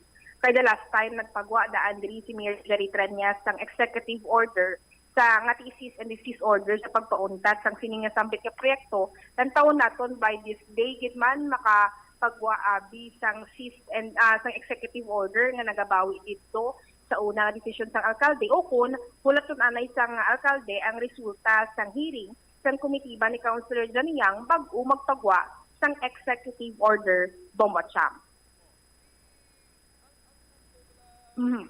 So, Bombot Siam ang taon na Jel? Bombo Angel, ang punto bala nga gusto sang Department of Public Works and Highways nga magpagkikita sa City Council agod nga maka-explicar sila. Pero ang City Council nagpamalibad. Do hindi sila bukas sa explanation sa Department of Public Works and Highways? Naka-meeting sila kahapon, Bombot Siam. Kaupo diri si Assistant Regional Director Jose Alfruto. Kag ang isa diri gani ka punto all throughout sang discussion. Kag si Anay Councilor Peridel Nava, bala Bombot Siam, attend man ni siya mo. Ang ambal niya nga upon checking, nga ginatagan niya sang big microphone man nga makahambal, nga natukod di ko na ang seawall, wala sang mga permits nga kinanglan sa mga national government agencies. Mo to hambal nga mapasaka sa kusa sang kaso sa ombudsman, kag pati ang legalities ng contractor nga do wala ini sila kung sang ikasarang nga amo ning project ang ilang obrahon. Pero ang pagpaathag rin ni Councilor Jan Yang, do wala naman sa ilang jurisdiction ining kasuhay nga istorya. Pero sa ila kung ano ang mangin mando ni Mayor Jerry Trillanes kuno kay i-consult nila ini sa alkalde, si isubong nagkuha ang resulta Bombot Siam nga i-allow niya ang pagpadayon sang obra. And so far amo man probably ang mangin parang desisyon naman halin sa Mayor Jerry Trillanes i-relay ini siya sa committee report sang committee ba ni Councilor Jan Yang nga ilang taon naton for mga papers nga for legalities nga ma-present sa mga kabombo naton. Doon na hamot ako, but anyway, sige, thank you again, Bombo Angel. Ini si Bombo Angel Peculiar Tan para sa the number 1 and most trusted radio network in the country, ang Bombo Radio Philippines. Basta radio, Bombo! Salamat kid na Bombo Angel Tan sa imo siniya nga follow-up report. Ano si Kagawad Yang man? Kagawad, kahit hindi ka sang responsibilidad mo, kabalo ka nga councilor ka, legislator ka, santo hindi malagi pasara mo sang resolusyon nga ipauntat na dira ang construction sang seawall kay lacking sang mga nagakaigo sini nga dokumento? Tapos sumumamba ka nga itugyan mo na lang kay Mayor? Ay nano kay...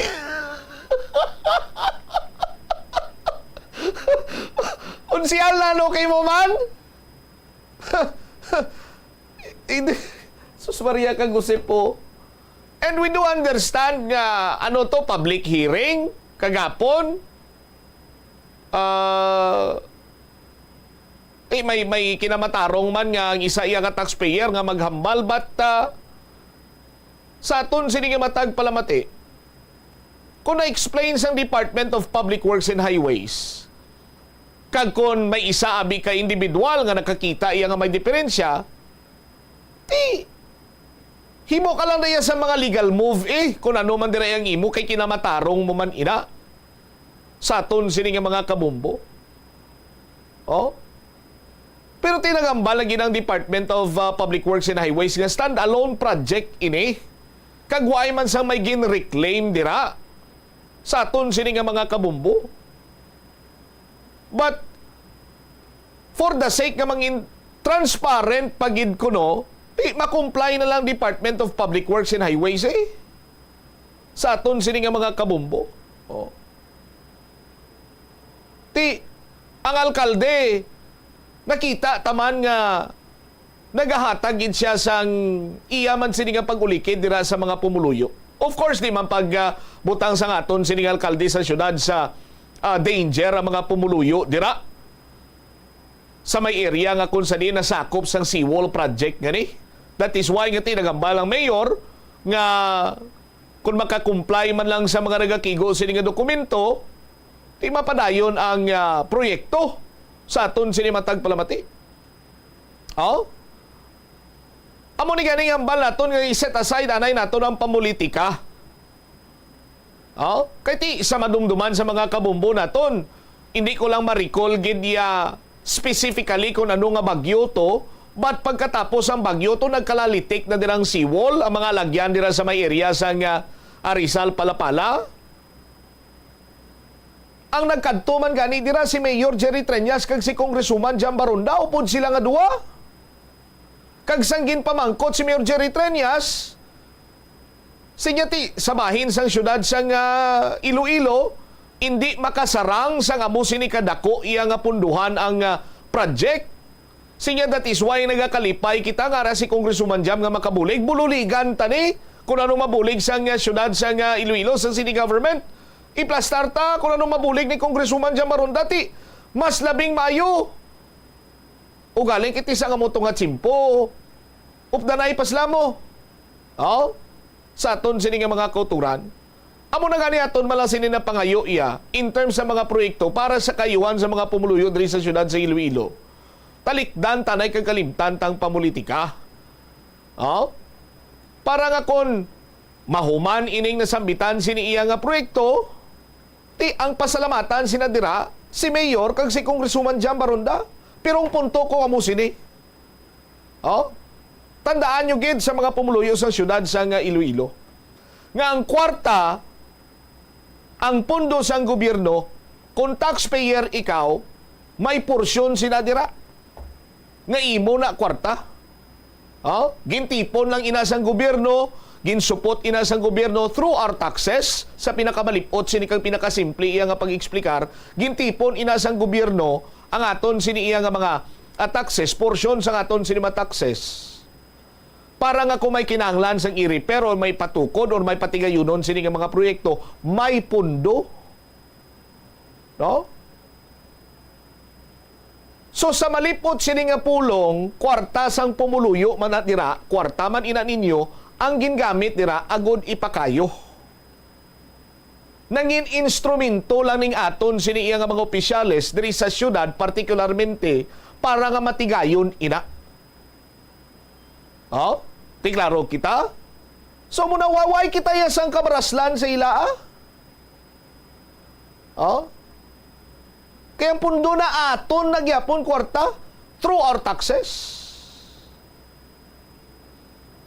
Nagpatigayon lang sila, nangin instrumento lang ina sila. That is why amo na gani ang akon sini nga ginapangayo in terms iya sang proyekto suliton ko talikdan anay naton kag kalimtan anay naton ining mga pamulitika. Kay at the end of the day, kung matapos ang proyekto, ang mabinipisyo pumuluyo. Kung ma-delay, kung pauntaton ang proyekto, ang maperwisyuhan pumuluyo. Hindi man niya maperwisyuhan si Congresswoman Jan Baronda. Hindi man niya maperwisyuhan si Mayor Jerry Treñas. Hindi man niya maperwisyuhan si Inday Raisa Treñas Chu, si Vice Mayor Jeffrey Ganson, ang mga nagapapili konsihal. Most importantly, hindi man niya maperwisyuhan si Councilor Johnny Yang nga amo ang chairman sa Committee on Infrastructure. Ang maperwisyuhan pumuluyo sa siyudad ng Iloilo. Partikularmente ang natungdan sa sinang proyekto. Oh? So at the end of the day, pumuluyo sa gihapon ang magasuffer. Kung mahuman, pumuluyo sa gihapon ang makaganar sang kayuhan. Oh? So talikdan tanay ang pamulitika. Dugay pa to, dugay pa gani. Kung pamangkuton taton sini nga mga opisyalis gani, hindi lang talay mag-istorya politika kay dugay pa to ay pagani filing sa certificate of candidacy amo sinya mo sadto. Mas mayo ko na mo sina. Oh, tutukin nyo anay balang inyo sini iya nga responsibilidad. Tutukin nyo anay balang inyo sini katungdanan. Oh. Kay team maabot ginayang tsimpo para sa politika. Pero sa subong, ang need sa mga pumuluyo sang siyudad sang Iloilo, serbisyo ni Congresswoman Jam, serbisyo ni Mayor Jerry Treñas, kag di buinas pagid kita nga mga taga-siyudad sang Iloilo. Kay may executive assistant si Mayor nga si Inday Raisa Chu, apisar nga ti. Klaro naman nga mapapili, pero nagatingwa man nga makahatag sang dugang pagid sini nga serbisyo. That is why di buinas kita iya subong nga mga taga-siyudad sang Iloilo. Oh? Subong digahi dira ako nanong sarang mga mahimo. Ipakita, ihatag ang tanan sini nga kayuhan sa pumuluyo. At the end of the day, pumuluyo yang makadecide. Basta hindi nyo lang puguson. Oh? Hindi nyo lang pag-ipton. Hatagin nyo sang liway nga ang pumuluyo makadecide, makapaminsar, kag makapili sang iya sining iya nga nahamutan kag luyag ibutang sa pwesto kag iya sining nga ginalantaw nga amo karon ang magadala sang kayuhan para sa bugos nga pumuluyo diri sa siyudad sang Iloilo. So kabay pa. Pero antes ako mag-komersyal, Councilor Johnny Yang, sir, tuon ka manabi, kag kung mas mayo pagid, hire ka na sang mga madalom ang paghangop sa local government para nga may maka-advise man si mo.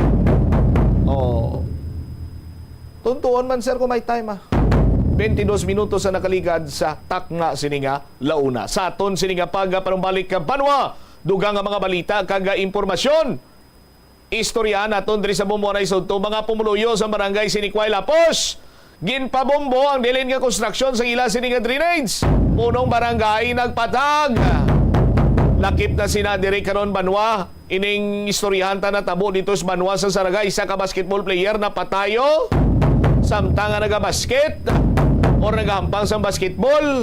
Hambal sa Municipal Disaster Risk Reduction Management Office, why na di ka coordinate ang SK Federation sa Mona, parte sa ila sini nga paliga. Balikan tayo ni matapos ang bilang ka-importante nga mga panumdum. The Farmers Bazaar, your traditional public market with the touch of Plazuela Dos, ang isa ka lugar nga gintukod sa tion kag sa kasagsagan sa COVID-19 pandemic nga may tinutuyo nga maghatag sa imo sang safe marketing experience. Subong nga ang COVID-19 hindi nagidman dako nga pamahog kag nagapakadto na kita sa next normal. Rest assured nga ang Farmers Bazaar will further evolve agud nga magpadayon sa paghatag sa inyo sing satisfying marketing experience. The Farmers Bazaar sa lower level Tara na pahamtang ang fish, poultry, kag meat section. Para naman sa inyo mga kinahanglanon nga prutas, utang kag iban pa, magbisita sa upper level, pinaagi sa paggamit sa hagdanan o kon sa pagkadto direkta sa parking lot. The Farmers Bazaar, your traditional public market with a touch of Plazuela Dos. Plazuela de Iloilo Billboard of Activities for June 23 to 29, 2024. Ang Rock Station Band ang natalana nga makatag sa inyo sang isa ka fantastic musical show sa Concert at the Plaza. Mangin inyo sa Hunyo 29, Sabado, umpisa alas 6 sa gabi. Sa tion sa musical show, napulo ka mga matahom nga Plazuela de Iloilo Special Edition mugs, kag madamo pa nga iban ang iga-paraffle sa mga suki sa Plazuela de Iloilo. Sa Hunyo 30, Domingo, ginaagdang tanan nga mangin kabahin sa Eucharistic Celebration nga pagahiwaton sa La Tolda sa among adlaw, alas 11 sang aga. Sa tion sa misa, pangayoon naton sa Ginoo nga ipahumuko ng tagipusoon sa mga lideres sa mga conflicting countries para madasig nga magpanumbalik ang global peace. Plazuela de Iloilo, we remain to be one with you in the common hope for a better community and a progressive country in 2024. Sa pagbugtaw mo sa aga, cold baladayon nga tubig ang imo ginainom? Ay, dali lang, wait a minute, para sa ininit. Suno kay Dr. Deborah Weatherspoon, isa ka advanced practice nurse, mas maayo nga mag-inom sang alabaab nga tubig sa aga. Paathag ni Weatherspoon, iniya nagabulig sa lawas nga magpagwa sang toxins kag naga-improve sang imo blood circulation. Sa mga babayi, ang pag-inom sang alabaab nga tubig ay nagabulig man kung ikaw nagasuprer sang period cramps. Ang pertussis ang isa ka makalalaton kag makamamatay nga balatian ilabi na sa mga lapsag, nagalaptang bakterya pinaagi sa paginhawa, pag-ubo kag pagpangatsi sang tawo nga may pertussis o kun whooping cough. Ang mga sintomas ni ang nagaumpisa sa sipon, ubo kag hilanat ka nagalala ang ubo sa sulod sang isa tubtub duha ka semana. Gani ko nagabatyag ikaw, imo bata o kun himata sa nasambit nga mga sintomas, gilayon nga magpakonsulta sa doktor. Siguraduhon man nga mabakunahan ang inyo nga mga chikiting. Ang Iloilo ang pinakauna nga syudad sa luwas sang Manila nga nakaangkon sang direct shipping lines padulong sa iban nga mga pungsod. Halin sang 1855, nagaserbe na ang Port of Iloilo nga alagyan sang mga international shipping lines nga halin kag padulong sa Australia, Hong Kong, China, Singapore, Europe kag Amerika. September 29, 1855, sang ginbuksan ni Queen Isabella II sang Spain ang Port of Iloilo para sa international market. Mas nangin mahapos pagid ang trade sa tunga sang Iloilo kag Europe, ilabi na sa United Kingdom sang nabuksan ang Suez Canal sadtong 1869. Ang Ilonggo nga si Eugenio Eugene Torre amo ang una nga Filipino nga nakaangkon sang titulo nga chess grandmaster matapos siya ang nagdaog sang silver medal sa ginhiwat nga 21st Chess Olympiad sa Nice, France sang 1974. Sang 1976 sa isa ka chess tournament sa Manila, naghimo pagid sang maragtas si Torre bilang una nga nakaluto sa sadtuanay world champion nga si Anatoly Karpov sang Russia. Si Torre ang nangin malapit man nga abyan sang American chess grandmaster nga si Bobby Fischer. Natawo si Torre sa Iloilo City sadtong November 4, 1951. Halos hindi na maisip ang mga medalya nga nahakot ni Torre para sa Pilipinas halin sa magkatuhay nga mga chess tournaments nga iya nadagaan sa magkatuhay nga bahin sang kalibutan. Sang 2021 nalakip si Torre sa World Chess Hall of Fame. Wala sang adlaw nga ginapili ang mga aksidente. Gani ari ang mga tips nga dapat tandaan sa tion nga nagamaneho. Una, regular nga i-check ang kondisyon sa salakyan, lakip diri ang tire pressure, bastante nga oil kag brake fluid, kag ang side mirror ang dapat nga yara sa insakto nga anggulo. Siguraduhon nga hugot pa ang mga breakers kag matinlo ang air filter. Ikaduha, mag-seatbelt apisar malapit lang ang kaduan. Ikatatlo, mag-signal sa tion nga nagaliko. I-on ang signal light kung ikaw ang yara sa ginabanta 300 katapaka halin sa imo likuan. Ini nga pahanumdom ang ginadulong sa imo sang the #1 and most trusted radio network in the country, Bombo Radio Philippines. Basta Radio! Bombo! Indi man malain ang mag-loan, ilabi na kun major ang imo balaklon. Kaangay abis ang balay o kun salakyan nga kinahanglanon mo gid. Apang panugyan bala sa mga eksperto, kun dako gid ang imo baklon, ang cash gihapon ang best, safest kag cheapest nga option. Kun cash ang imo gamiton, malikawan mo ang interest kag sampaw-sampaw nga utang nga masami naga-require pa sang binulan o kun tinuig antes mo mabayaran. Apang paminsara nga kung ikaw may sinuptan sa bangko, mahimo pa ini makatipon sang interest nga mahimo mo bukadon sa tion sang purchase. Ini nga pahanumdom ang ginadulong sa imo sang the #1 and most trusted radio network in the country, Bombo Radio Philippines. Basta Radio Bombo! Yari ang mga simple nga pagiagon makakinot sang tubig. Hindi mag-shower o kung maligo sang malawig. Sa sulod sang panimalay, kalabanan sang tubig ang ginausar sa pagpaligo. Nagalabot sa 24% sang tubig sa panimalay ang natigana sa pagpaligo sa mga miyembro sini. Ang pagpanubo sang tiyempo sa pagpaligo sang 2 ka minutos ang makabuhin sang 30% sang ginakonsumo nga tubig. Maggamit sang shower timer o kung mag-set sang alarm sa imo cellphone kag ilimit lamang sa 4 ka minuto ang pagpaligo. Kung nagagamit sang shower kag nagahulat pa sa pag-init sang tubig, saluda sang balde ang nagailig nga mabugnaw nga tubig kay sarang paining nga magamit. Nakahibalo ka bala nga ang color ang makaapekto sang imo nga modo? Santo sa pagtuon sang American Home Shield, mayara sang correlation ang color kag mood. Kaangay sang pula nga nagapataas ang blood pressure kag heart rate. Apang mas maayo ang duag nga pula kunyara ini sa kusina bangod mas nagapagana ini sa pagkaon. Ang shades nga blue kag green ang ginaabiso sa mga psychologist nga kadapat yara sa sulod sang imo kwarto bangod ini nagapakalma sa paminsaron sang tawo. Yari ang mga epektibo nga pamaagi agud mapabilin nga safe ang pagkaon sa imo pamilya. Ipabili ng katinlo. Maghugas sa mga kamot bago mag-uyat sang pagkaon kag masami nga himuon ini sa tion nga nagahanda ikaw sang pagkaon. Maghugas man sa mga kamot pagkatapos nga nagamit ikaw sang kasilyas. Hugasan kag tinluan sa maayo ang lamesa kag tanan nga mga kagamitan sa paghanda sang pagkaon.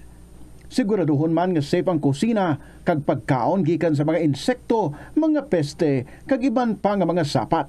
Ini nga pahanumdom ang ginadulong sa imo sang the #1 and most trusted radio network in the country, Bombo Radio Philippines. Basta Radio Bombo!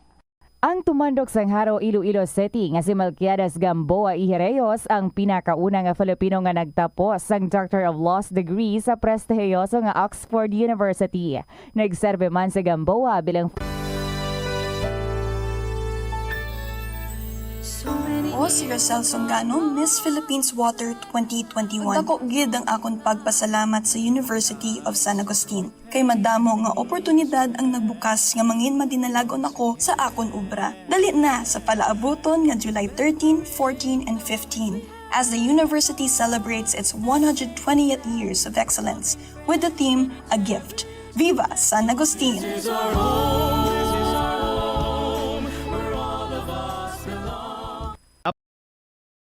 Dapat kahangawaan suno sa mga eksperto bangod isa ini ka natural nga proseso bilang response sa kakapoy apang ang ginpaandam sa mga eksperto. 31 minutos na nakaligad sa takna siningalaw na balik na diri sa pagpangalagad sa Bombo Anay sa Udto.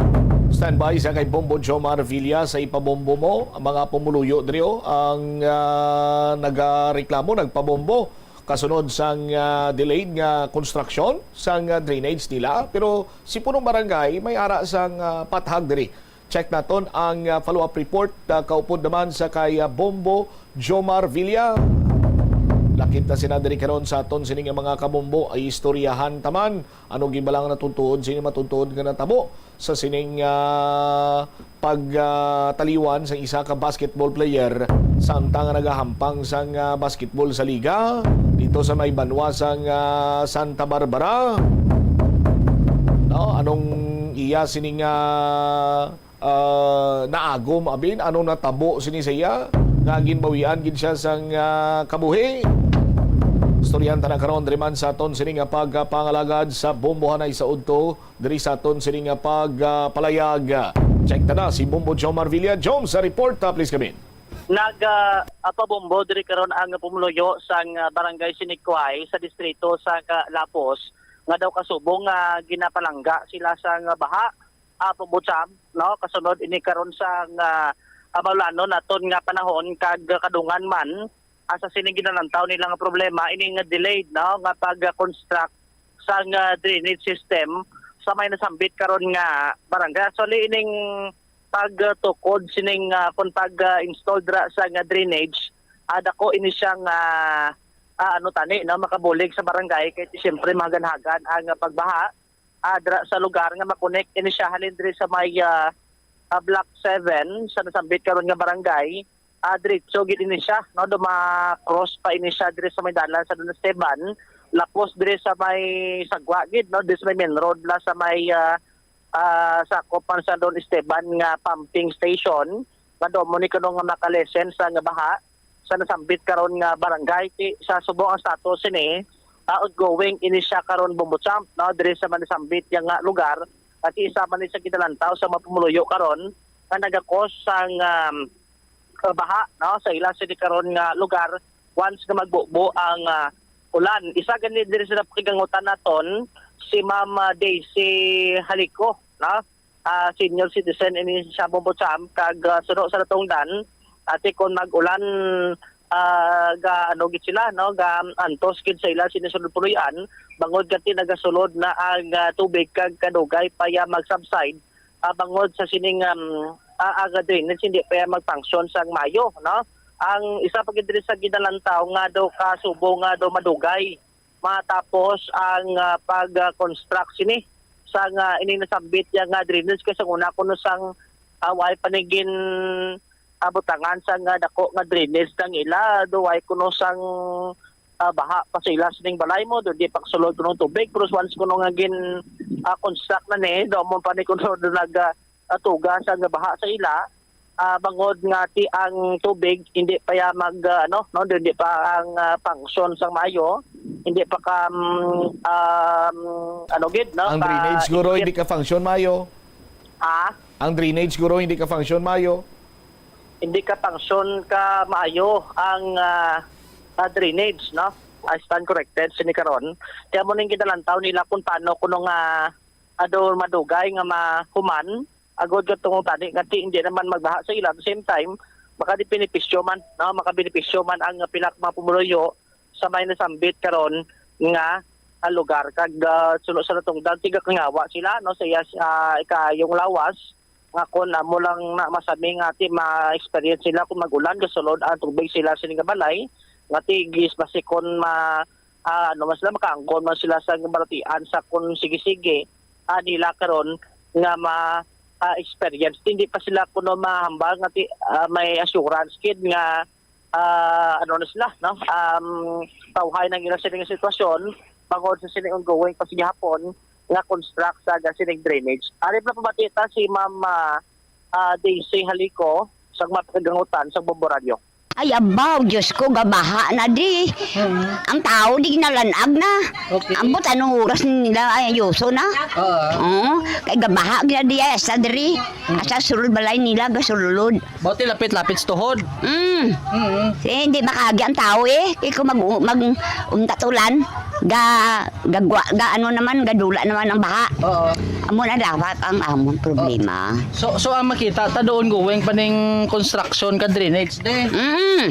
So kamusta ang assessment yun? Madugay, madasig, anong obra nila? Mahina. Mahina ikaw Mahina ila obra. Kaya mo na. Sa una nga, way pa nadigin na kayo. O kamustang... Ay, way na di kagibaha.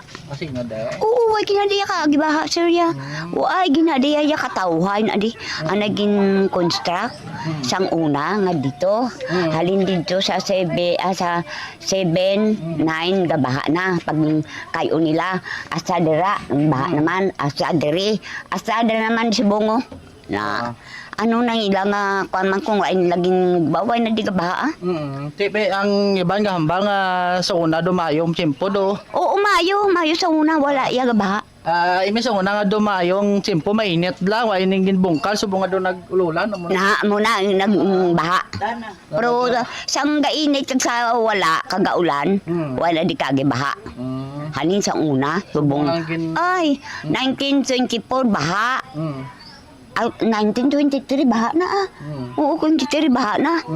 Oo, una sang contract nila. Asa subong. Kung magulang karon, Wala. Ah. Subong wala. So subong ano makita mo may obra subong ano? Ara obra ko. Porte do damo matnawo nila dasig man pag obra. Daw mo may na. May na ang ano. Ina. Kaya imong panawagan lang do matani mo dasig-dasig. Ang akong panawangan sani kayo nila mang dasig-dasig ang kon kay te ang pulmuluyo kaduluo siyang baha. Amula nang akong nambal. Thank you gid. Ang salakyan do di kage di sinyo nay no? Hindi gid. Di lakat ka lang. Lakat ka lang. Isang patay namon dito na lang. Patay man. Ang kagawa dor kaya bibing. Ay. So may namatyan grade? Oo. Nalubong na? Wala pa. Sa Wantiw Nibe. Amo na nga kayo nila para makamiagyan. Ay, okay ha. Tayo may lang, no? Oo. Sige. Ano ginagalan na? Daisy Haliko. Haliko. Pila edad mo daw?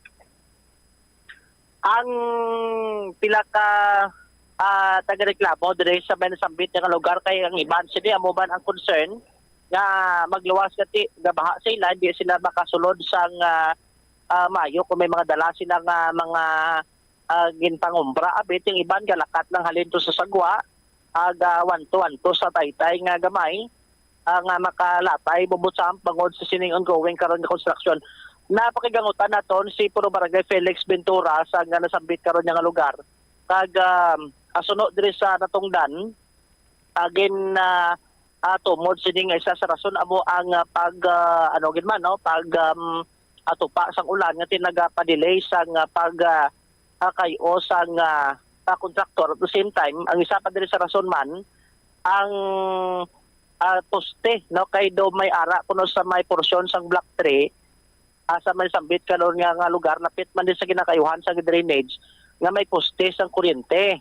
So dra kun tani nga maagi ang drainage ugaling kon kakson ang poste di mo mapektuhan nga pumuluyo do mo to kuno na-delay sang una nga way gilayon bala makakas ang poste amo na nga ti na ulihi ang pag himo sa nga drainage dira sa nasambit karon nga lugar kag ti dagdongan pasubungan daw nag ulan-ulan ang aton sa karon nga panahon adri sa may syudad sa Iloilo adri karon abumotsam kay suno kay kapitan ang nagpangayo man sa gani isang pag-insindi sumuluyo nga tikon paano nga maantos kang anay kay kung mahumana ini adako man nga porsyon sa barangay ang makabenepisyo no sa sining drainage nga ti sa sigdalan taw nga malesen pagid ang sitwasyon no kun ang ining stagnant sa tubig sa lugar pangod iti personal na ang mga drainage salin sa pinaka mga block palapos diri sa mga area sa pumping station nga mo na siya ang maka sa tubig no maka suyop sa tubig pagwas dagat kag hindi na ya magabaha sa nasambit si karon nga lugar Bumbutsam.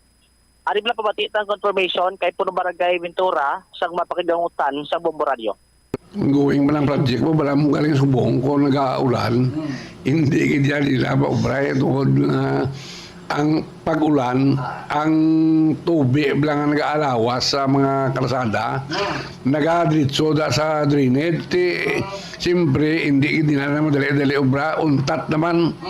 Kita mo dala kanina sa may Black 7, sa Black 7, nag-obra, untat, obra tungkol sa ulan mo lang. Kung wala sing ulan, dapat ani tapos na.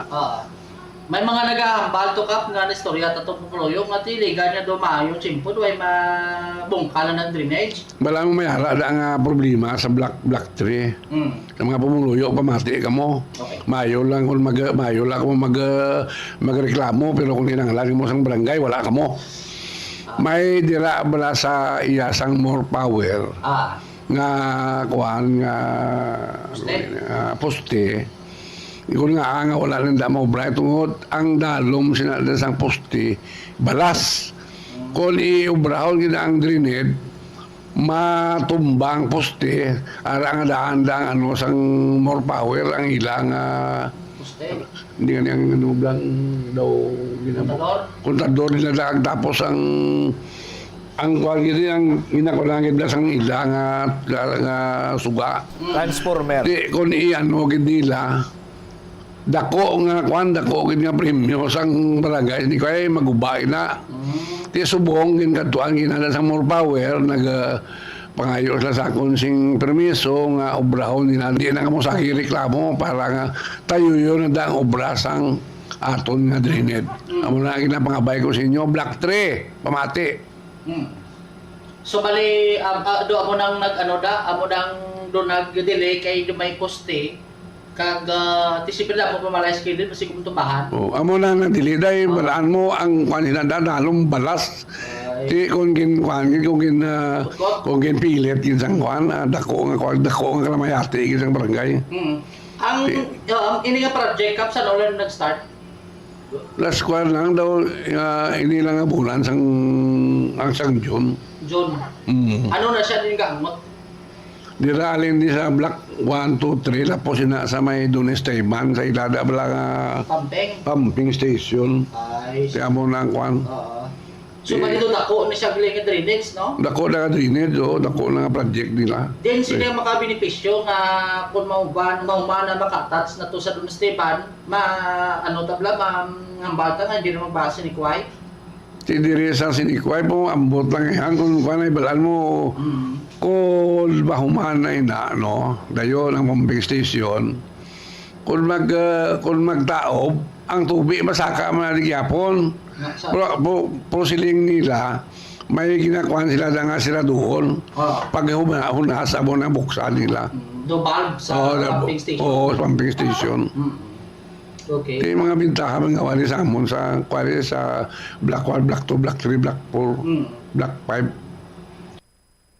5. Joms? Si Apo ng Barangay Felix sa Ventura, Derek Caron Mabucham. Di ka ba pa nga klaro to ang patahag ni Kap Ventura sa mga pumuluyo da?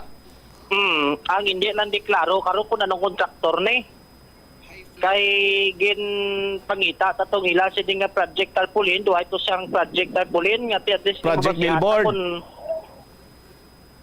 project billboard billboard damo na lang ati makita kung pilang budget sini pila ang pilang adlaw ni nga matapos kay mo ning concert mo kung nga do nagdugay ang project pero sunod kay Kap ang pagkabaloya ang implementing agency sini ang DPWH kag sa sining tuig akon nga bulan sang Hunyo umpisa ang pag-construct sa ganasambit yang drainage Bubutsam sa manasambit karon nga area medyo ma-delay gid man siya kay kun obrahon nila di siyempre pa siyupa nila na motor para makuha ang paano mag-delay kung subong pa lang nag-umpisa ang construction? Ano man? Kaya mo na ang observation sa Pupuluyo kay may mga best ko naway sa may nag-obra kay amo na basikon golan kay mo nang gantaw ni Kap nga rason nga isa sa nga do madugay kay may mga beskis ang nagatupa ang ulan di untat ang obrasan nga kontraktor sa area Bubutsam. All right. So iban sini plasta dato kung anong mga development sini kag ang sini ang latest sini kay do gina-amat-amat naman to sa kontraktor kati humana no ining drainage nga hindi na magbaha sa lugar. Ini si Bombo Jomar Villa para sa number 1 most trusted radio network in the country, Bombo Radio Philippines. Basta Radio Bombo. Salamat gid na Bombo Jomar Villa, 47 minutos na nakaligad sa takna nga launa. Ano natabo sa basketball player ning ginbawian gid sang kabuhi samtang nagahampang uno sang basketo sa liga dito sa may banwasang Saraga ang Municipal Disaster Risk Reduction Management Office way man niya sang ideya sila diri kay way man kuno nag-coordinate ang SK Federation sa ila na mapaliga sila.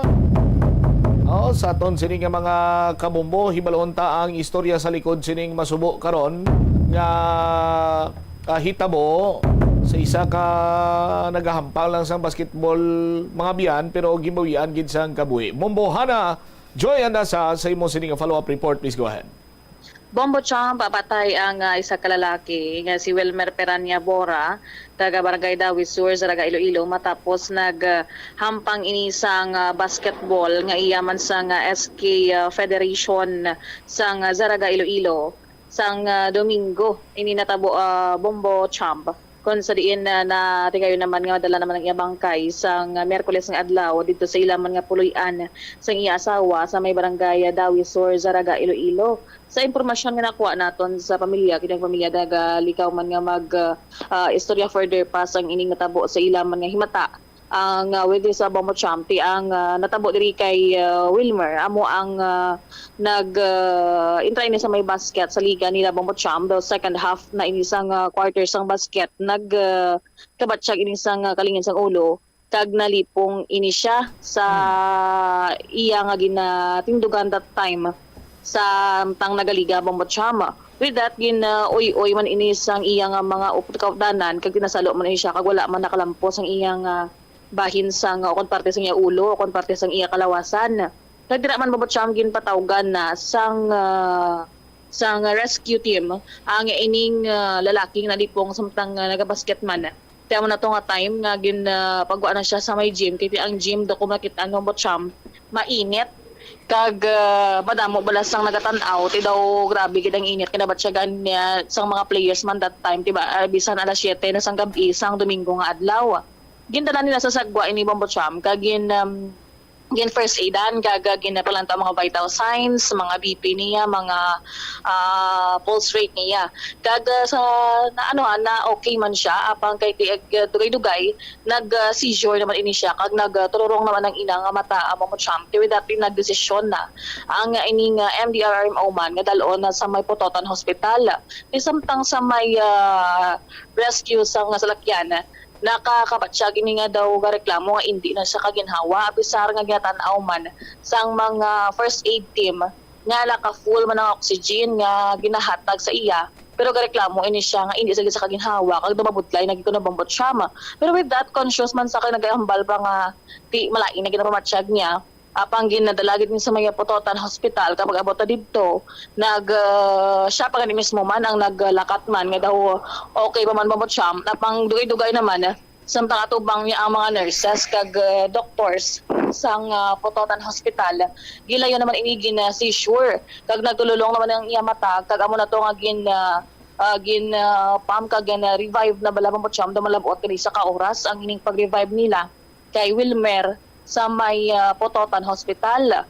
Dito naman nga ti agin bawian na sang kabuhi ini Bombo Champ. Ti diri klaro sang Municipal Disaster Risk Reduction and Management Office sa pagpanguna man ni Albert Himay ang head sang ining Municipal Disaster Risk Reduction and Management Office nga ti klaro ang ila diri nga ginaubraman kag ginubra nila ang tanan nga kaupod naman nga pagdasig nga pagresponde sa ining liga kay ti ko makit-an ang ining liga wala inisang coordination man sa mga medic team kay ti wala sang mga first aid gani nga kung may mapilasan wala sang may palapitan ang ining mga players nga involved dira sa may liga ti diri natabo na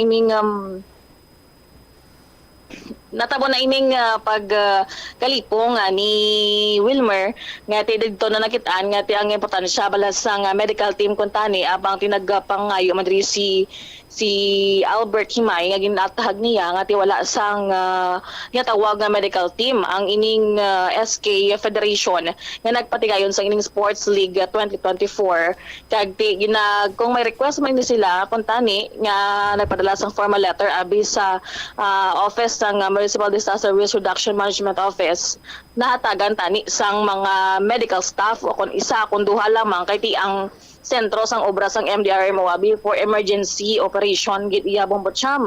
Naging klaro man diri ni Sir Albert Himay nga ti naobra nila ang tanan kag nagresponde sa sakto man iya nga oras. Yari bala kay pamatian nato na ang ining pahayag ni Albert Himay.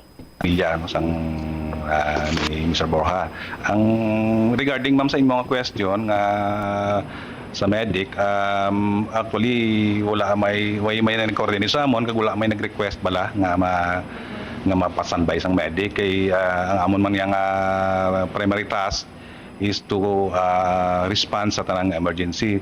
So without sang request or bisan manawag man lang sa amon nga may request ng medic, so aral lang kami sa amon nga operation center kay ginabantayan naton ang as a general ang tanan nga mga emergency riga katabo sa Saraga kay ti ang Saraga we are accident prone area. So permi kami may ginarespondihan nga mga aksidente. That's why nga ang aton mga responders on standby lang sa amon option kay kung may panawag sa aton sa amon dira immediately ma-respond kami sa mga emergency. So pasensya lang gid or ga ano man kami nga kung may ara man kami sang request salin sa organizer ano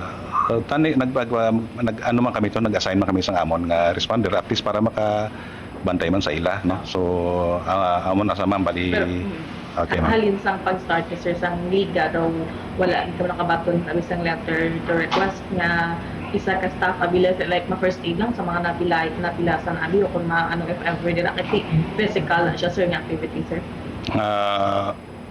Sa nahambal ko na kay na ma'am kung may nag-request man sa amon bisan verbal man lang mapadala kami sa medic kay usually kung may ara din mga event man kung ano ko akong event ga-request sila sang medic, no? We assume nga siguro kay wala sanda nag-request, they have their own man nga mga medic man dira or whatever dira nga masanbay man sa ila nga during that event, no? Kay amo gani bisan kung may mga event sa gym halos adlaw may event dira. So hindi man siling adlaw maara man kami dira kay hindi man lang amon ang concern namon ang isa man lang ka event mo. The whole situation, the whole nga consideration the whole bala nga ano sang Saraga amon nga primary task gid, no? So Yes, sa Bombotop na batian naman din si Sir Albert Himay, ang head sa Municipal Service Reduction Management Office ng Saraga. Kagawid at ginaklaro man mismo sa pamilya. Kapisar nga wala sila ini naghatag sang pahayag din sa aton mga pagpamungkotanon kagina sa ilang nga ginaklaro nga wala ini nag-inom sang tubig kag nga gintunaan sang iya kamatayon nga naga-komentaryo comment diri nga ti base kung nalumos ang iya nga korason nga ti gihapo ini matapos nagbasket nga nag-inom sang tubig ti ginaklaro nga ti may nagadapta nga mga balita nga amo sini ti ang pamangkot sina diriya may balatian nga daan ining nagtaliwan. Amo ganigin sa pagpamangkotanon naton diri Bombot Shamwan nagsabat man sila nga wala man sang balatian kag hindi gid man matamaan sang kapoy that time ang ining persona. Ginasisyor ka, ginakuyap ka, but silingon nga may balatian ka. Amo Sham kay ti ang ining pamilya niya diri sa may Saraga sa Dawisor ang mga balada pamilya sang iyang asawa di daw wala gyud somehow sang knowledge sa mga background nga about sa health man sang ining persona kay ti ining mismo nga nagresponde nga ti may nakahambal nga ti may asma ini sang una basi naga-suprer na bala sang malawig na nga ti wala man basi panugyod sang iyang nga ginapatsyag apang physically healthy ini siya kag sa tubang sa nga pila ka tawo nga ting mahambal nga daw wala man ini sa persang kung ano nga sakit nga gulpi lang ini natabo sa iya nga gintunaan sa kamatayon niya tungod man nga sa tudlo nga rason nga pag kakapoy niya sa paghampang sa liga maya Bombot Siyam. All right. Ini si Bombo Hana Joy Mendoza Andasa para sa number 1 and most trusted radio network in the country, Bombo Radio Philippines. Basta Radio, Bombo. Salamat gid Bombo Hana Andasa. Sa mga nahibaluan naton kag subong man sa mga aton sining iya nga mga nasaksihan man nagalabot ba lang sa fatality abi ang mga basketball player niyo nagampang sa basketball kung may injury or makabunggo ang ulo na tumba sa court or kung ano dira nga mga disgrasya nga ginatawag, no? Pero kung nadulaan lang siya sa pangalibutan as per report nga as per information nga nabaton sa Bombo News Team amo sadtong natabo tibot silingon nga base kon mayara sa sang ginamatsyag nangadaan iya sa iya sining lawas, no? Galing iti wala siya nagapanugid sa aton sini mga kabombo kag kung sa ano pa bala nagtukal bangod man sang sitwasyon guroygin base nagulpihan ng lawas siya sa paghampang basketball or sa tuman kainit o kung ano man dira ang nag-trigger nga nag-cause sang iya sining seizure pagkalipong, pagkatumba. Amo na ganyan ba sa mga eksperto bala kun mga doktor, kung may kilala ka kuno nga ginataki sang seizure o kun ginkuyap, hindi mo gid siya pagpunggan. Ang imo lang sini nga bantayan nga ang iya sini nga ulo way sang may mabungguan bla. No? Hindi makabunggo sa matiga nga bagay, sa salog, sa simento or whatsoever. Amo lang kuno ang imo sini iya nga bantayan. Kaga isa pa hindi iya makagat ang iya sini nga dila.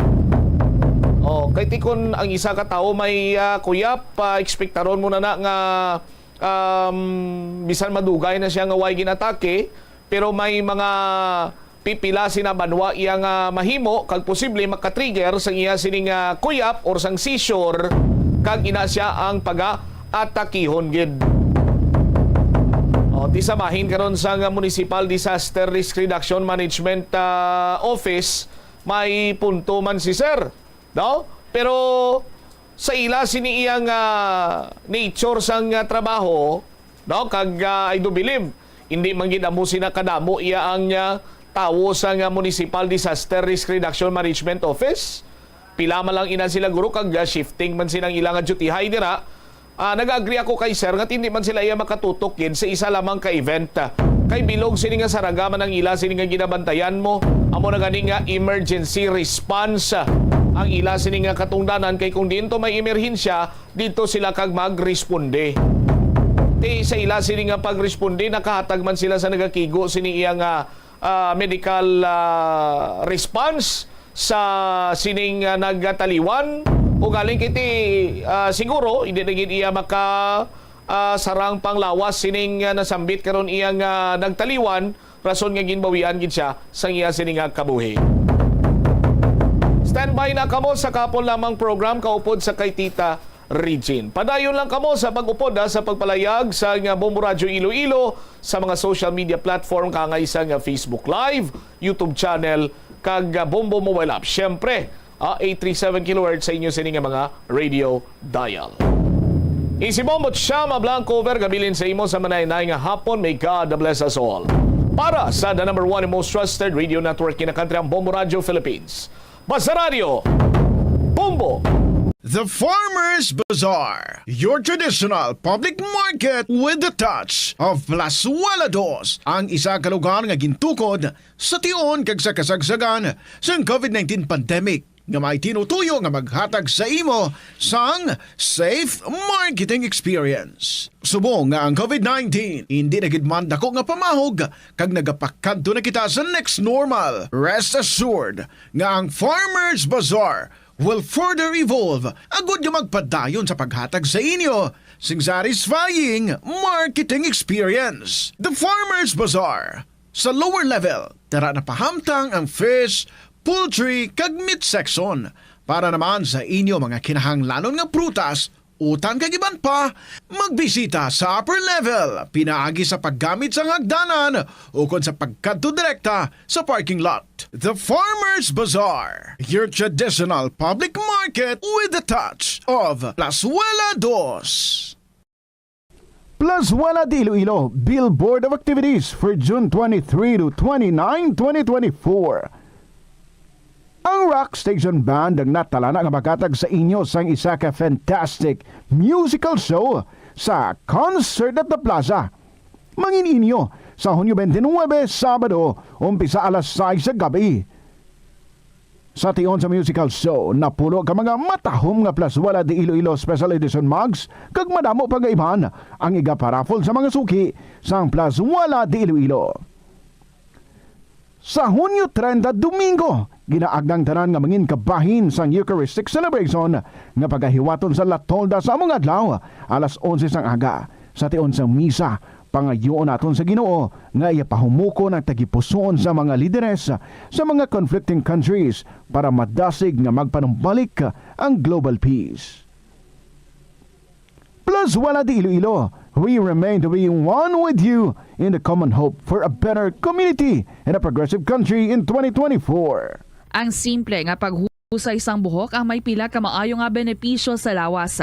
Sunod kay Arthi Ragurama, founder sang Dega Organics nga nagaproduce ng handmade bath kag body products sa New Delhi, India. Ang mga tawo nga may dry hair, ang masami hindi mahilig nga maghusay sang buhok bangod sa kahangawa sang hair fall. Apang, ang masami nga paghusay sang buhok makabulig sa blood circulation sa aton nga scalp.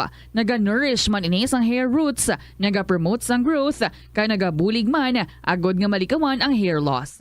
Sa aroma kag soothing feeling sa pag-inom sang tea, ang rason sang kadamaan nga paborito nga imnon ang tea. Sunod kay Ansley Hill, registered dietitian sa Western Oregon sa Estados Unidos, ang masobra 3-4 katasa nga pag-inom sang tea sa isa ka adlaw ang makadala sang hindi maayong nga epekto sa lawas. Kinahanglan nga moderate intake lang sa tanan nga ilimnon agod ma-achieve ang healthy living.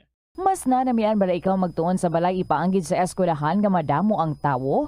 Isa ka panugyan para epektibo ang pagtuon sa balay, amo ang pagpangita sa designated area agud nga matiniran kung ikaw nagasulat, nagabasa o kung nag-review. Pwede man nga lamesa sa kusina o kung sa desk sa sang inyo nga balay, pero hindi gid maghigda sa imo nga katre samtang nagatuon. Ini bagod nagakatemtar gid ikaw nga magpiyong-piyong, tubtub nga dalayon na ikaw nga matulugan. Siguraduha man nga limpyo kag organisado ang lugar nga imo ginatun-an. Ini nga pahanumdom ang ginadulong sa imo sang the #1 and most trusted radio network in the country, Bombo Radio Philippines. Basta Radio Bombo! Yari nga mga epektibo nga pamaagi agud mapabilin nga safe ang pagkaon sa imo pamilya. Lutoon sa maayong pagkaon, ilabi na ang karne, manok, itlog, kag mga seafoods. Sa pagluto sa mga pagkaon nga may sabaw o konsarsa, pabukalan, kag paturon nga nagalabot ini sa 70 degrees Celsius ang temperatura. Bag-o kaunon, initon sang husto ang mga nabilin nga mga pagkaon o konsudan. Taguon ang pagkaon sa husto nga temperatura.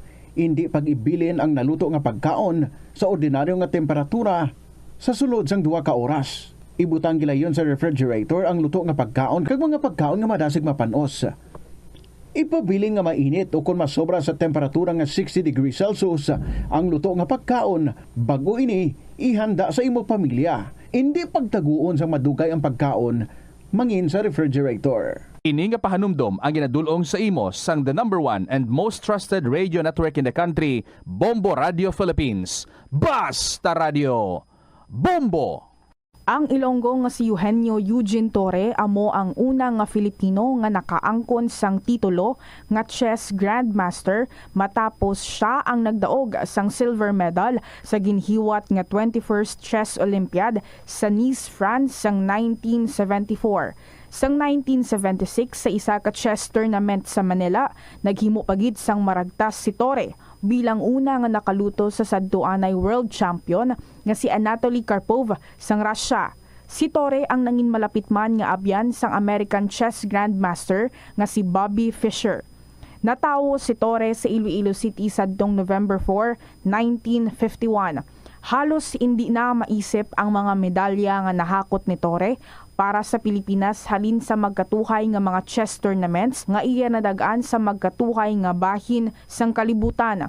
Sang 2021 nalakip si Torre sa World Chess Hall of Fame. Yari ang mga household level fire safety measures nga dapat tandaan agud makalikaw sa sunog sa balay. Hindi magbutang o kung magtipon sang flammable substance o kung chemical nga makatugas ang sunog sa kusina o kung sa sulod sang balay. Ipalayo man sa mga kabataan ang pospro kag lighters. Patya ang kalayo kag baga matapos ang pagluto sa kusina. Siguraduhon nga wala nagasungaw kag pirmi limpyuhan ang mga kerosene kag gas stoves. Tandaan, ang paglikaw sa sunog sa sulod sa balay, responsibilidad sang bilog nga pamilya. Paano bala mahibaluan ang isa ka impormasyon nga nagapatalang? O kung sala? Una, i-check gid ang source kung sa diin inihalin. Kung ang impormasyon halin sa reputable news outlet, makit-an ini sa ilang website.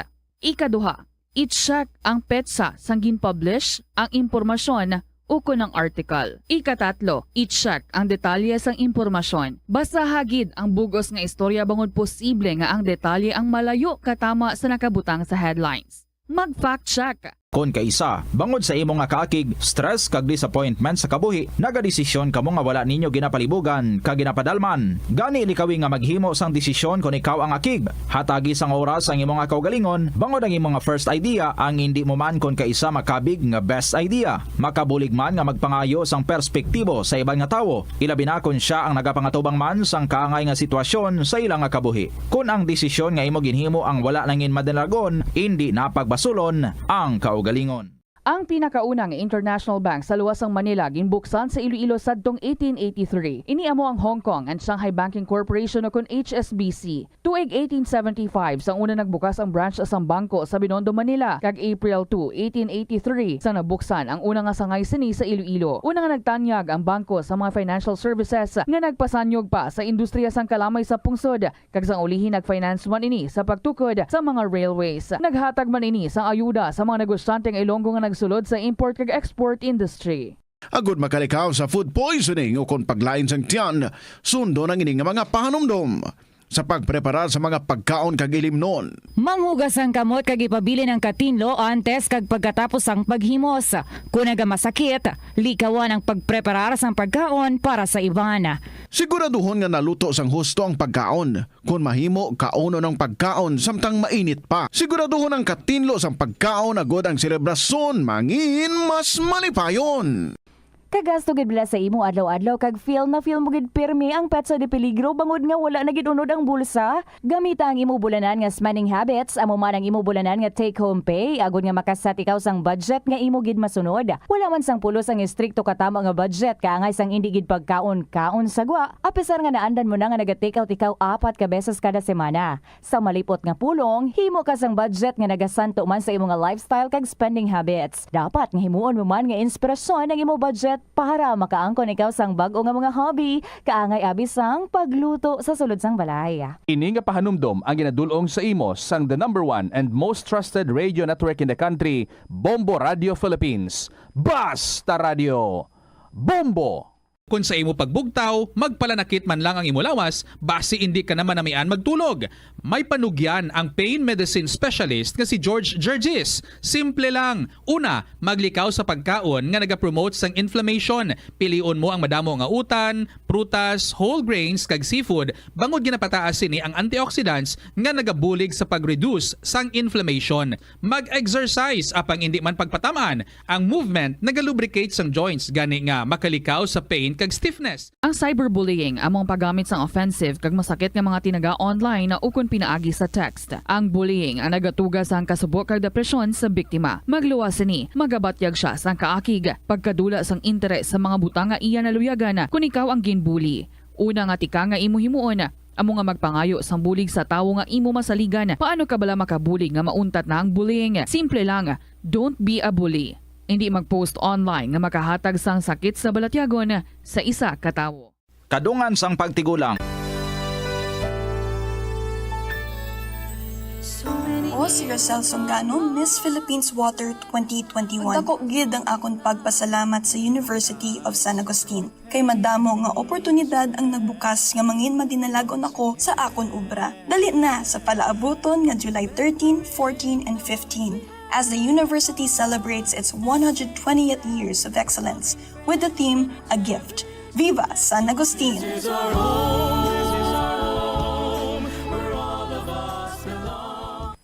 Kadungan sang pagtigulang, nagataas man ang risgo sang vitamin deficiencies nga nagatuga sang physical kag emotional changes. Santo sa isa ka scientific study, ang B vitamins ang importante agod nga mag-function ang body cells nga nagabulig sa metabolism, paghimo sang bago nga blood cells kag nagabulig sa pag-maintain sang healthy skin cells, brain cells kag body tissues. Magluwas sa supplements, lakip sa mga pagkaon nga bastante sa vitamins sa moang karne.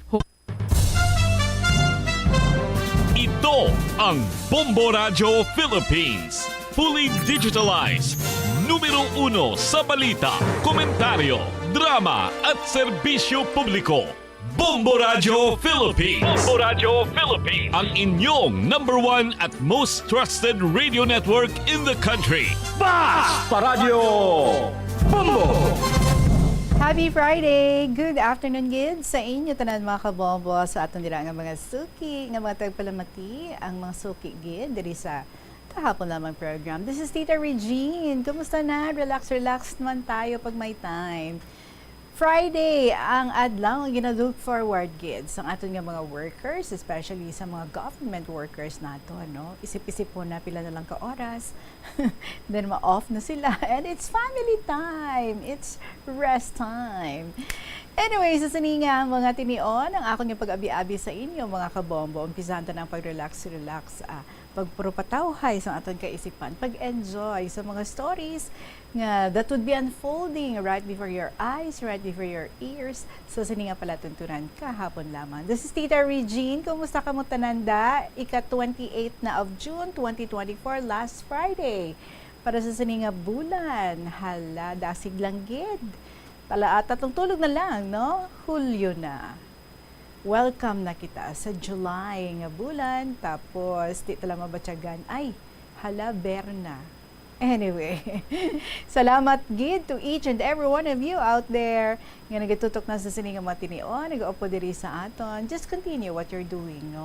Especially kung may mga talapusunda, may mga deadlines ka muda, sige lang, while listening or while watching, just continue ang inyong mga ginapang obra. Basta ha, bukas gid ang dulungan sa pagpamati sa mga kasaysayan. And thank you gali sa tanan nga mga naga-join diri sa KLP, sa tanan nga mga nagapadala sa ilang mga istorya. Salamat gid sa mga regulars naton. I'm sure ara lang gid kamo da. Salamat gid. Sige, umpisahan ta na ang tanan with this song from Vanessa Gonzalez. Let me welcome you diri sa KLP with Umiibig Sa'yo. Good afternoon gid and welcome everyone.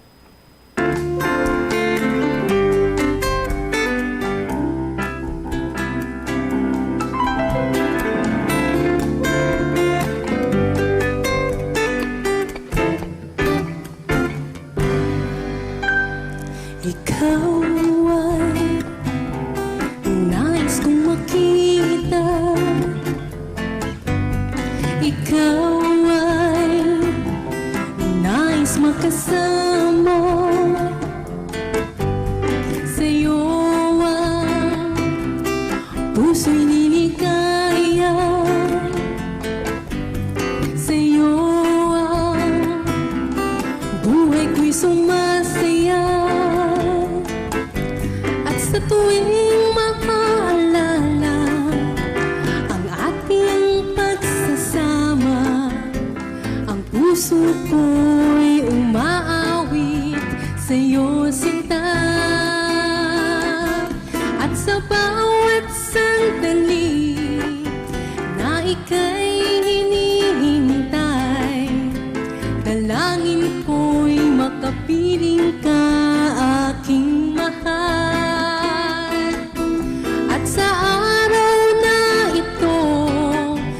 Puso ko'y sumasamo, damdamin ko'y umibig na sa'yo.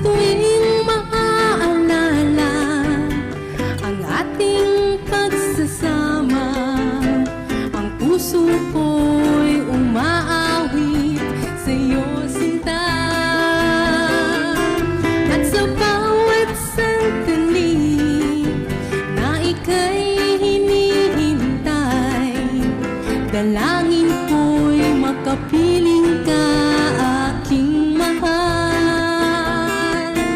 At sa araw na ito, ang puso ko'y sumasamo, damdamin ko'y umibig na sa'yo.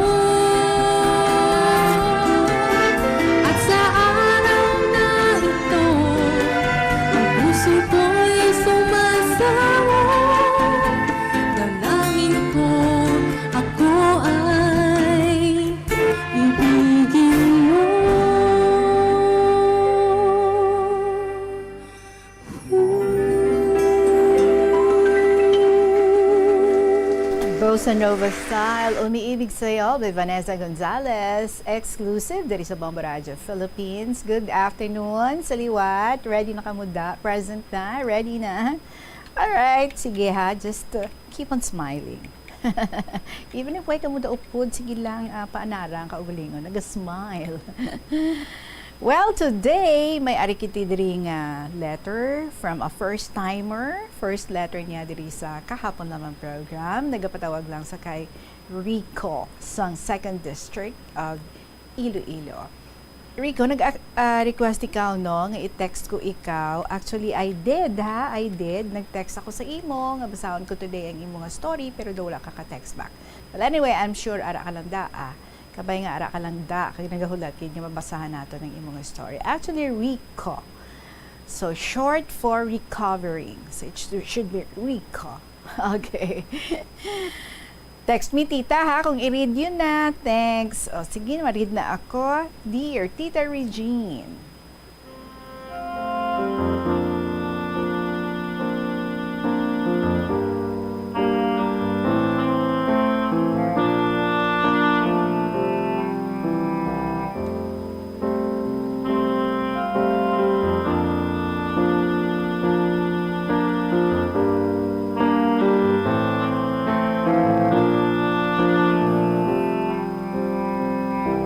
Hi, Tita Regine. Kumusta na? Ako ayos lang.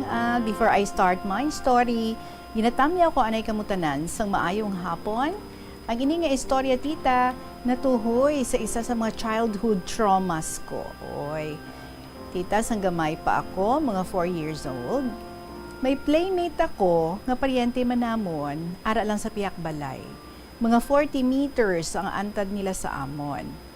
Tita, tawagon lang naton siya kay D. Ining si D, 7 years older sa akon. Bale, mga 12 to 13 years old sa tunga time. Malain gid tita ang na-experience ko sa mga kamot ni D sang bata pa ako. Kung wala tao sa balay nila, ginahagad niya ako, ginapilit pagani, or ginabutong, bisan hindi ako. Kay mahampang kami kuno didto, bisan si nanay nagakuon, nga masunod na lang ako, kay di ko magampang. Or kay di, bisan si nanay nagakuon, nga masunod na lang ako, kay di maghampang. Kay di raman lang sa pihak tita. So doon hindi ako magsunod sa iya, kay balaan ko, nga may somewhat unpleasant thing siya, nga himuon sa akon. Ako nga medyo wala pa sang buot, hindi man makahambal kay nanay kung ano ang nagakatabo. Kay hindi pa ako kahibalo sadto kung ano ang malain, kag hindi malain.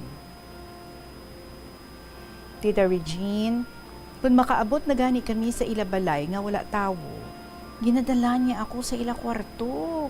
Kag didto ginapaum-um niya ako sang iyakwan. Sorry for the term, ha?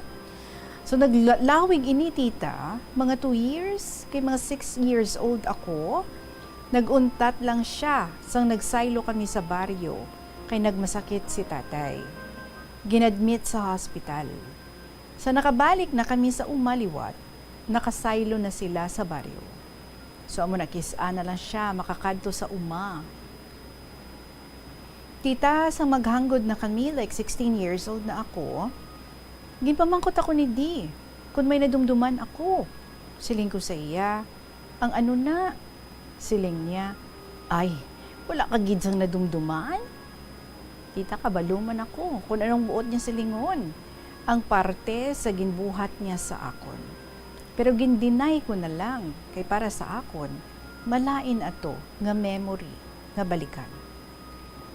Close man ni kami, tita, pero amo lang na galing, gin-abuse niya ako sang una. Gin-take advantage niya ang pagka-inosente ko. 3 years later, tita, nagmasakit siya, kag napatay because of cancer. Wala sa nakahibalo si ni tita sang amuni nga experience ko, kundi si D, ako, ikaw, mga KLP listeners, kag si God, nga nakakita sang tanan nga nagakatabo. Bisan kay nanay, wala ko ini masugid because nahadlok ako. kung ano ang himuon niya in case. And maybe because of stigma, tita. Ini nga experience, tita, nag-apekto gid sa akon. The way I view sexual relationships samtang nga nagadako ako. It's very hard, tita, kung wala ka sang komportable nga maistorya. Ilabi na gid sang imo mga traumas, kay even ang mga siblings ko, mga insensitive. Kag sometimes, terror gid ang mabatyagan mo sa ila, kay balan mo, tita, ako ang agot.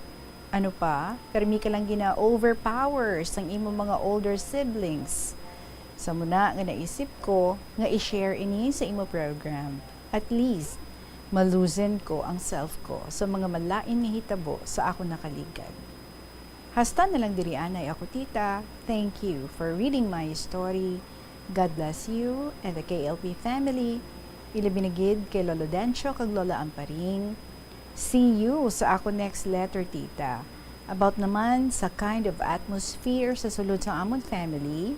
Siguro balaan mo na tita ang content kay may hint ka na above this letter. Hehe. Sige. Bye-bye, Rico, sang 2nd District.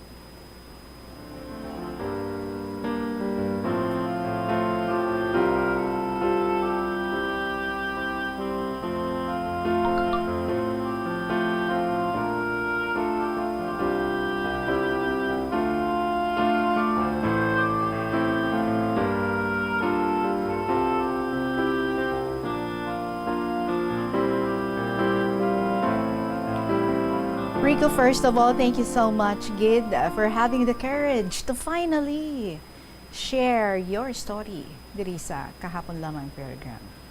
Ang pag-istorya mo, speaking about sa imo inagihan, ang abuses, ang trauma, can be very healing. Hindi ba na? Ang pag-share mo, speaking about your story with someone or with us, nga especially, if someone who genuinely cares for you, can be very difficult, but can help you, begin to feel ang imo nga kabakod, ang imo nga resilience, ang imo nga kaisom. Kung kaisa ang pag-reveal sang kamatuoran, kinahanglan man nga himuon, in a less direct approach, kaangay sang pagsulat, or kaangay sang pag-drawing, art, or anything that you could express yourself. So, share your story, so that ang iban man nga mga adult survivors sa mga child sexual abuse, baka hibalo sila kag mabalaan gid nila nga hindi sila nag-iisa. They are not alone either. Because hindi lang man sila gali, it would make them feel good knowing na hindi man lang sila ang nagaisahanon nga nakaagi sa amo sina nga malain ni hitabo sa ilang kabuhi isang gamay pa sila. Actually, may mga stages of healing from child sexual abuse kag may mga ari kita diri nga pila kaluyag nga i-share, i-bring up. Number 1, ang desisyon nga ma-heal ikaw. So, kinahanglan ang tao must be ready kag willing nga maghimo sa mga changes para nga umpisahan ang healing process. Ang ini nga step, usually, nagaumpisa kung ma-realize mo na nga ang mga effects ng sexual abuse nga imo gin-suffer bilang isa ka bata, may ginabili na balano nga significant impact sa imo nga kabuhi. So I'm sure nga ikaw, you understand this because you have decided already nga i-share, speak about ang imo nga inagyan sang bata pa ikaw. So you want to be healed, correct? Number 2, acknowledging that it happened. Ang pag-atubang sa kamatuoran nga nangin sexually abused ikaw bilang isa ka bata, naga-follow, nga gina-remember mo ang imo nga abuse. So, nagagwa ka sa denial and into the truth. And that is a very powerful step sa mga madamo nga mga survivors kaangay mo. Next, breaking the silence.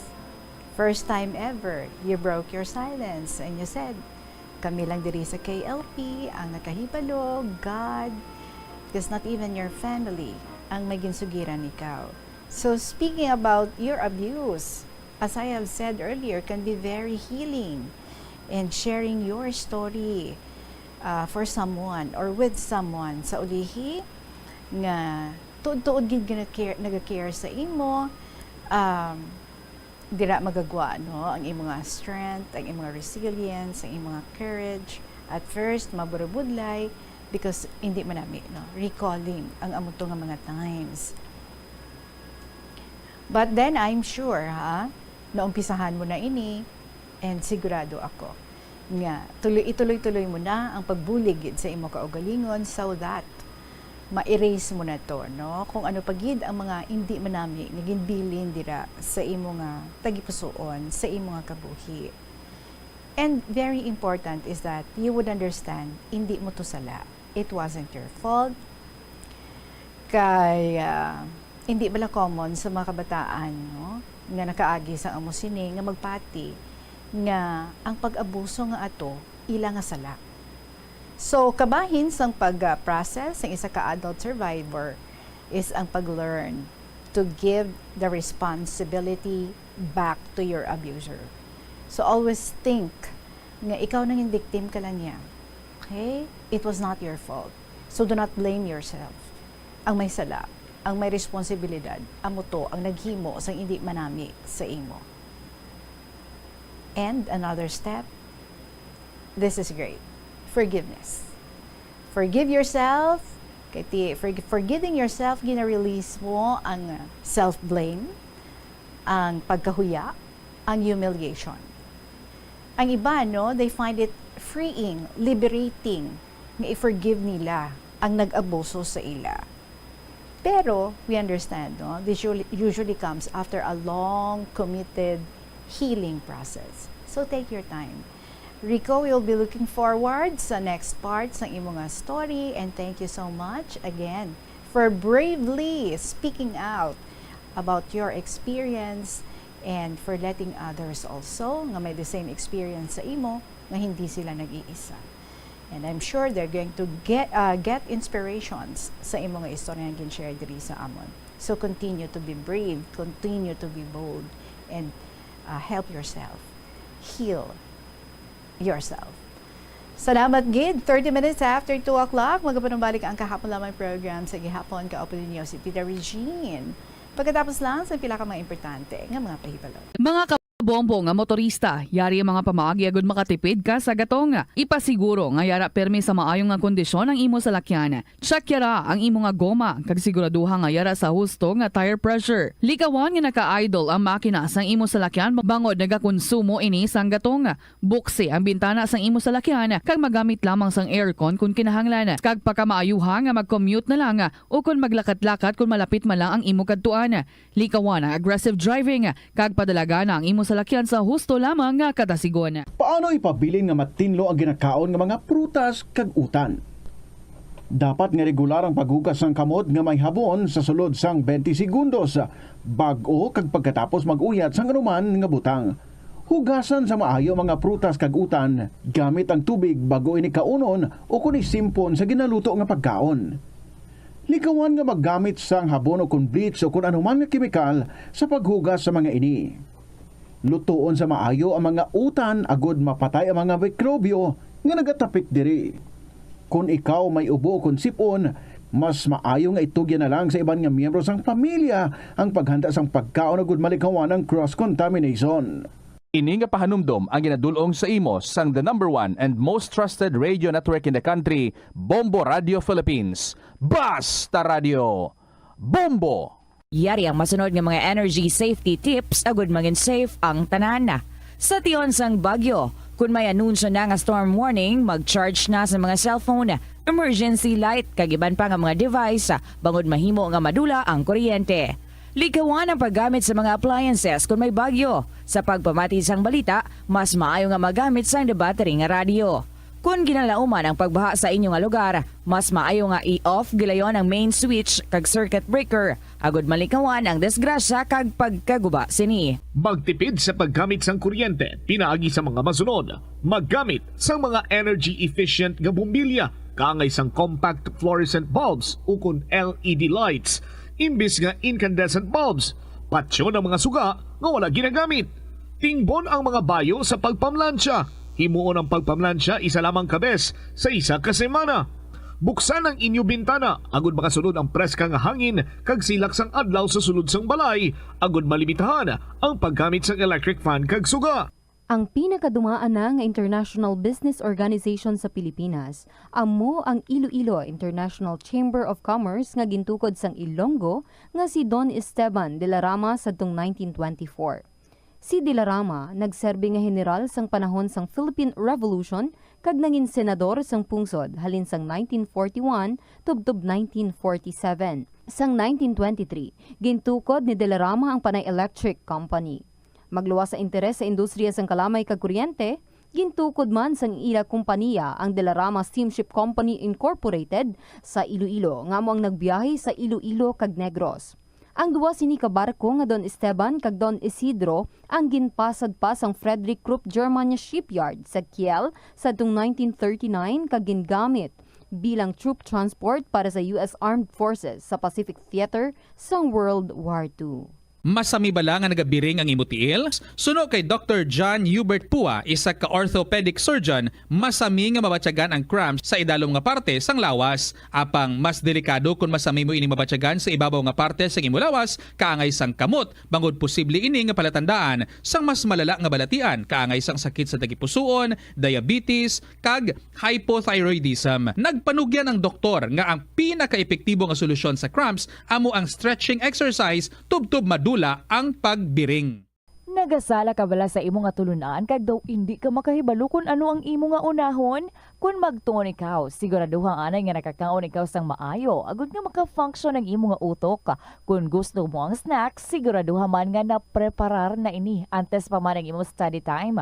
Bangod basi, mawili ikaw sa pagkuti sang imo nga pagkaon kag ma-distract ikaw sa imo nga tulunan. Siguraduhan man nga tapos na ang imo nga olobrahon sa sulod sang balay para nga makalikaw sa interruption kag para sigurado naman nga maka-relax ikaw kung matapos mo na ang pag-review. Ini nga pahanumdom ang ginadulong sa imo sang the #1 and most trusted radio network in the country, Bombo Radio Philippines. Basta Radio! Bombo! Gabulig sa paglikaw sa nanuhay tuay nga balatian ang simple nga pagkaon sang citrus fruits kaangay sang pomelo nga puno sang powerful immune boosting antioxidant. Ang pomelo ang puno man sang lycopene, isa ka anti-inflammatory, anti-aging antioxidant nga nagapanami sang supat. Ang duga naman sang panit kag dahon sang pomelo ang natukiban nga makapatay sang cancer cells kag nagapalikaw sa paglapta sini sandig sa test tube studies. Kauntasan, La Paz Batchoy. Ang Iloilo ang kilala bilang home of La Paz Batchoy. Mahimo kagid nga maglibot sa Iloilo, mag-food trip, kag ikaw mismo ang maghusgar kung ano ka namit ang La Paz Batchoy. Pwede mo gid ma-enjoy ang La Paz Batchoy nga may pandesal kag puto. Butangi man sang gamay nga paminta kag patis ang sabaw. I-mix sang maayo. Kag, enjoy! Kung kulang pa kag wala pa nabusog, pwede gid nga magpadugang sang sabaw. Sa kasakuon sa mga ginikanan subong, tumalagsahon na lang kamo nga nagaupod bisan magkaon. Apang bisan anuman kun tani nga kasakuon sang miyembro sang pamilya, hatagi gid sang oras nga kamo makaupdanay sa kalan-an o kun makalagaw kun wala sang trabaho. Kung nagaplano sa aktibidad agod nga maka-enjoy upod ang imong nga pamilya, tandaan nga ang focus nyo amo ang pag-spend sang inyo oras nga updanay kag wala dapat sang iban nga mga bagay nga ginapaminsar kaangay sang trabaho o kun homework. Pila ng imo edad? May savings ka na bala? Ang iban sa ato nagakabudlayan magkinot o kung mag-save sang kwarta. Apang paano bala iniumpisahan? I-separate ang wants kag needs. Pamangkuton ang kaugalingon kung bala kinahanglanon gid ang imo nga baklon. Kung ginakulang ka na sang kwarta, hindi ini dapat pagastuhon sa butang nga hindi man lang importante. Kung hindi ka gid makakinot, mas maayo nga buhinan mong imo expenses, mag-set sang goal, umpisahi ang pagpanumdum kung para sa diin o kung para sa ano ikaw nagakinot. Paano ba lamang kalikaw sa aksidente sa dalan? Yari mga tips nga dapat tandaan sa tion nga nagamaneho. Una, likawan ang masaming nga pagsaylo sang linya. Ang swerving o kung pagsaylo. Well, sinong muning may special request nga sumunta basahon ng iyang story, this particular episode. I hope nagapamati ka gidira. Good afternoon sa imo ng muning sa 4th District. Here we go with the reading of your story, Dearest Tita Regine.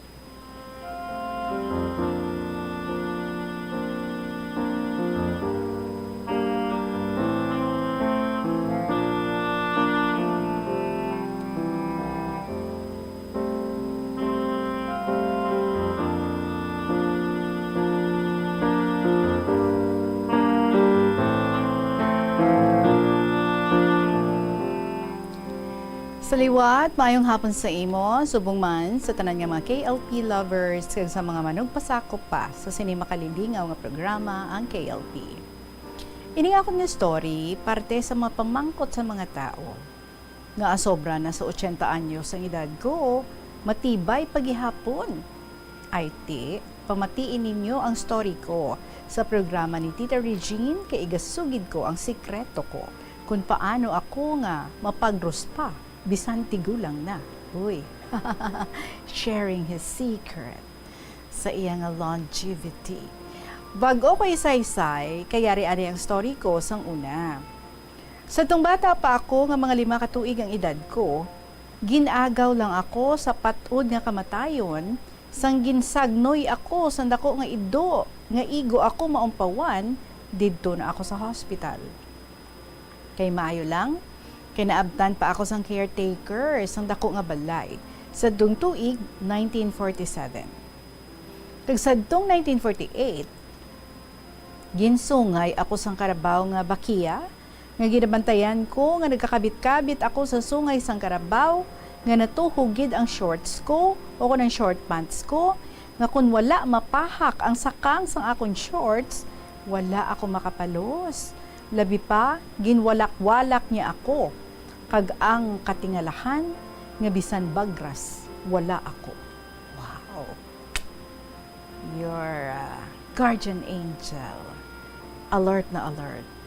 So ang mga pa ako nga asasiling sang iban nga gin tapis ang ako nga guardian angel. Agud nga hindi ako matuhog sang sungay sang amo nga karabaw. Sa pagpadayon, sa tuig 1985, isa ako sa nga napilian nga barangay captain diri sa among nga barangay. May isa sa kahitabo nga hindi ko gid malipatan, tubtob nga nagkakabuhi pa ako sa sining kalibutan. Bago gid na ako makaabot sa balay, kay nagpasiti ako sa pagbakal sang akon bandera sang aton nga bandera sang Pilipinas. Sang mga 3:00 ang takna sa hapon, nagaginuwa ang mga tawo. Kag may ginlantaw nga tawo nga nagmaoy. Kag ginkaduan ko ang amo nga tawo, agud nga ulu-uluhan nga magpauli na. Pero hindi gid siya mamati sa akon. Kag ginapaypay pa niya ako sang kutsilyo, nga kun magsubol ako, bunon gid niya ako.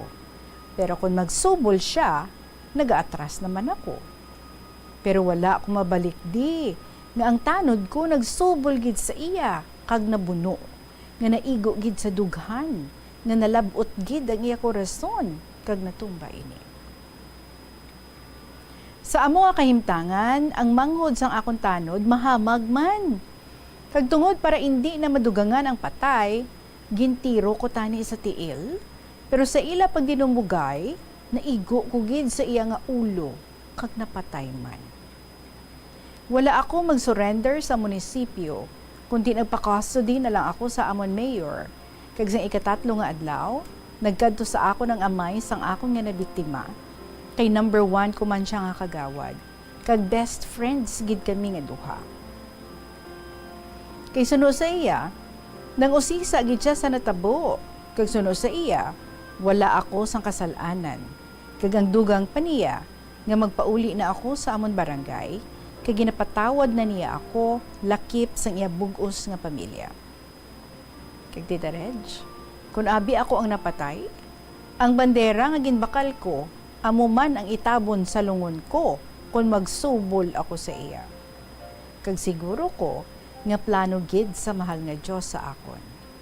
Kaysa mga 2 ka tuig ang nagligad, nag-abot sa panimalay ko ang iya ginpadala diri sa aton sa Asia. Ang 3 ka mga misyonaryos, ang isa halin sa Ecuador, ang ikaduha halin sa Germany, kag ikatatlo si Sam Yu, taga South Korea. Sakay sila tanan sa barko ang Dulos International. 3 sila kaadlaw kag 3 kagabi sa balay.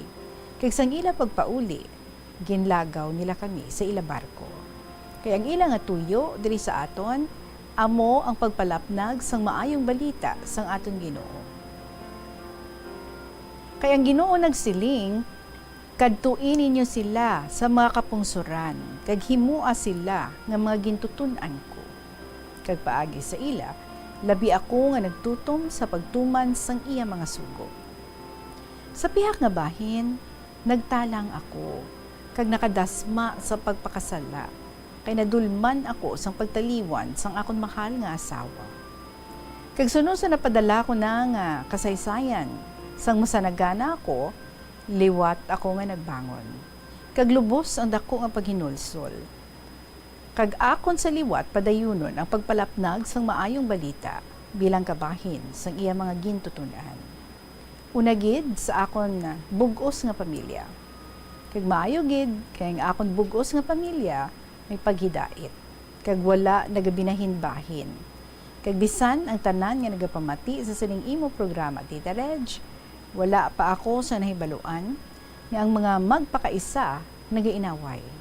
Labi na gid kami nga mga mag-ulutod. Kag sa petsa 26 sa masunod nga bulan, 35 kami tanan nga magalupad pakadto sa Luzon, sa Antipolo City, Barangay Copangco, para sa iya ika-60th birthday sang utod ko sa petsa 29 sa sining nga bulan. Kag sa cellphone ko na lang ako mamati sining akon nga story. Ugali. Sabton ko bago ako magtakop sa akon story, ang secret ko para sa akon. Nga tubtub subong, wala ako sa malubha nga sakit, wala sang maintenance o kon vitamins nga ginainom kada adlaw. Yari ang tips ko sa inyo. Una sa tanan, bisan wala ikaw sang ginabatsyag, bago ikaw magtulog, magpasalamat, magpangamuyo, nga ilikaw-ikaw sa mga malubha nga mga sakit sa kalawasan, kagang paghinulsol sa mga kasalanan. Magtuo, nga lubos gid ang pagsalig sa hugot nga iya ikaw buligan, sa masakit, sa disgrasya, o kon mga kapahamakan. Kagiupod mo sa pagpangamuyo ang bugos mo nga pamilya. Kaya ang masami, madumduman ta lang ang mahal nga Diyos, kunyara na kita sa isang kamatayon. Kag sa pagpadayon ko, ang ikaduha ko nga ginahimo, amo ang pag-inom sang madamo gid nga tubig. Oy, kay kung madamo ang inom mo sang tubig, masako man ang pangihi mo, labi na gid sa kaagahon. Kay kung masako ang imo nga pangihi, nagadala pagwa sa lawas mo ang uric acid, cholesterol, kag iban pa. Pagbugtaw sa tagsa kaaga, naga-jogging ako bisan makadali gid lang. Kag sa tagsa kaadlaw, naga-inhale, exhale ako 3 times kung may tiyempo ako. Hindi magkaon sa mga sobra katambok nga mga pagkaon. Sa edad kong 82, mahilig ako magsaot o kung magkanta para malipatan ko gid magpangasubo permi. Inang ginasiling sa kanta, laughing in the outside, crying in the inside. Para malayo ikaw sa stress kag sa depression. Magkaon sa mga prutas, subong man sa mga laswa. Kaysa laswa, kalabanan sina, dira mga herbal, nga wala naton mahibalui. Kaysa sining mga ulihing tubo, wala ni sila nagkakaon sang utan. Ano pa, bata pa may cancer na sila. Kaya ang gusto nila, longganisa, chichirya, pinerito. Kay kita nga mga tigulang, nagsabod sa bata ang mga laswa, nga amugid ang ginapakaon sa aton mga ginikanan sadtong mga panahon. Lain na gid ining maulihing tubo. Ibalik ko sa akon, nagainuman ako sa mga makahulubong nga mga ilimnon, pareho sadtong 50s hasta 70s, ang ginainom namon tuba, beer, whiskey, hasta subong, nagainom pa man ako, pero wala gid ako nagapatama. Sa amon pag-inom, pagbatsyag ko nga malingin ang ulo ko, mauntat anay ako tigis ang ilimnon. Sa paggamatuod lang, ang upod ko nga nagainom kada hapon, mga late 60s pa lang ang ilang mga edad. Mga 2 ka bulan ang nagligad dito sa housing Badyang. Samtang nag-inom kami, ang upod ko, mga grupo ko sa ilimnan, ang amon sumsuman, ang kinilaw nga gurayan. Kaginbukbukan sang mani. Sa ulihi, jutay pa lang ang nainom ko, samtang nagatungtong sa ibabaw sang lamesa ang kamot ko. Hinali ini nga nahulog. Kag hindi ko ini mahakyaw pa ibabaw. Kag daw nagkiwi ang baba ko. Pero, daw mga 5 seconds lang. Wala naman ako sa ginabatsyag. Pero ang kamot ko nga wala, hindi ko na makuom. Ang mga tudlo ko, pero pagkaaga sa dalayon ko nga masahe, mahumlad na ang akon nga kamot. Nga daw so wala lang sa natabo sa akon. Ay para sa akon, warning na. Nga hagan-haganon ko na nga inom. Kay Tita Reg, wala ko inipag-isugid sa mga anak ko, kay pilito nila ako nga magpakonsulta sa doktor nga amugid ang ginalikawan ko. Kaya kung magpa-doktor ako, sigurado gid nga ipalaboratory nila ako. Pero mapag-ungid ang akong pagsalig sa mahal nga Diyos. Nga hindi gid niya ako pagpabayaan. Kaya ginasiguro ko nga wala ko pa matapos ang akong nga misyon diri sa nga duta. Tita Reg, tugda iabi ako kung ano ang maayo nga himuon ko, kung isugid ko sa mga anak ko ang natabo sa akon, kay sigurado gid nga ipadoktor nila ako.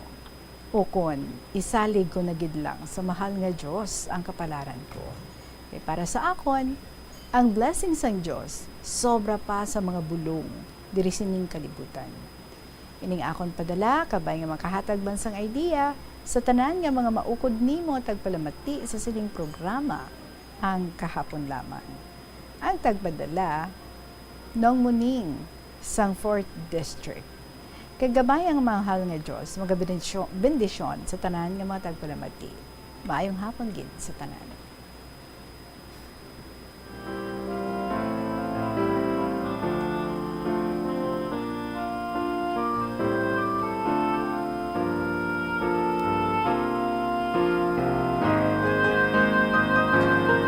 Well, nung muning, kung ako ang ginapangayuan mo sa akong nga suggestion, sa akong nga opinion regarding sa natabo nga ato sa imo, ay maybe short and wisdom, pero depende sa imo, no? Kung pamatian mo man ang akong nga i-advise. Siguro dapat, no? Nga isugid mo gid sa imo nga mga kabataan. Ewan kita kabalo kung ano ato, it could be, may term na anay ang mga doctors mo, kay ang mother ko doon nagmuna man sa, ano to man, something like, basta do, may ischemic attack, doon muna, di ko sure, basta nalipat ako. Basta something like that, nga very, very mild lang gid siya, no? Nga, kaya tinaka-recover, man to dayon ang amon nga mother.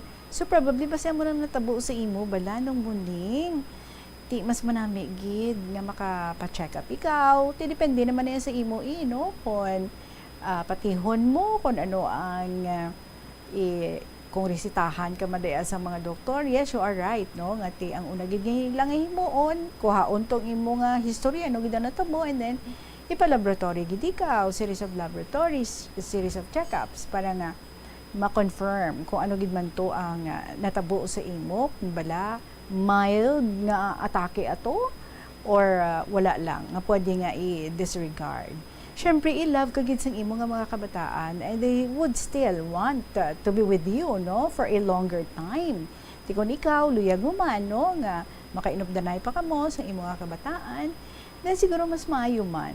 And yes, ang inang pagpa-check up, i-couple mo gid sa pagpangamuyo. Nga kung tani, maayo lang ang mangin resulta. Ti kung wala man niya, kundi may peace of mind ang imo kabataan. At the same time, ikaw may peace of mind man.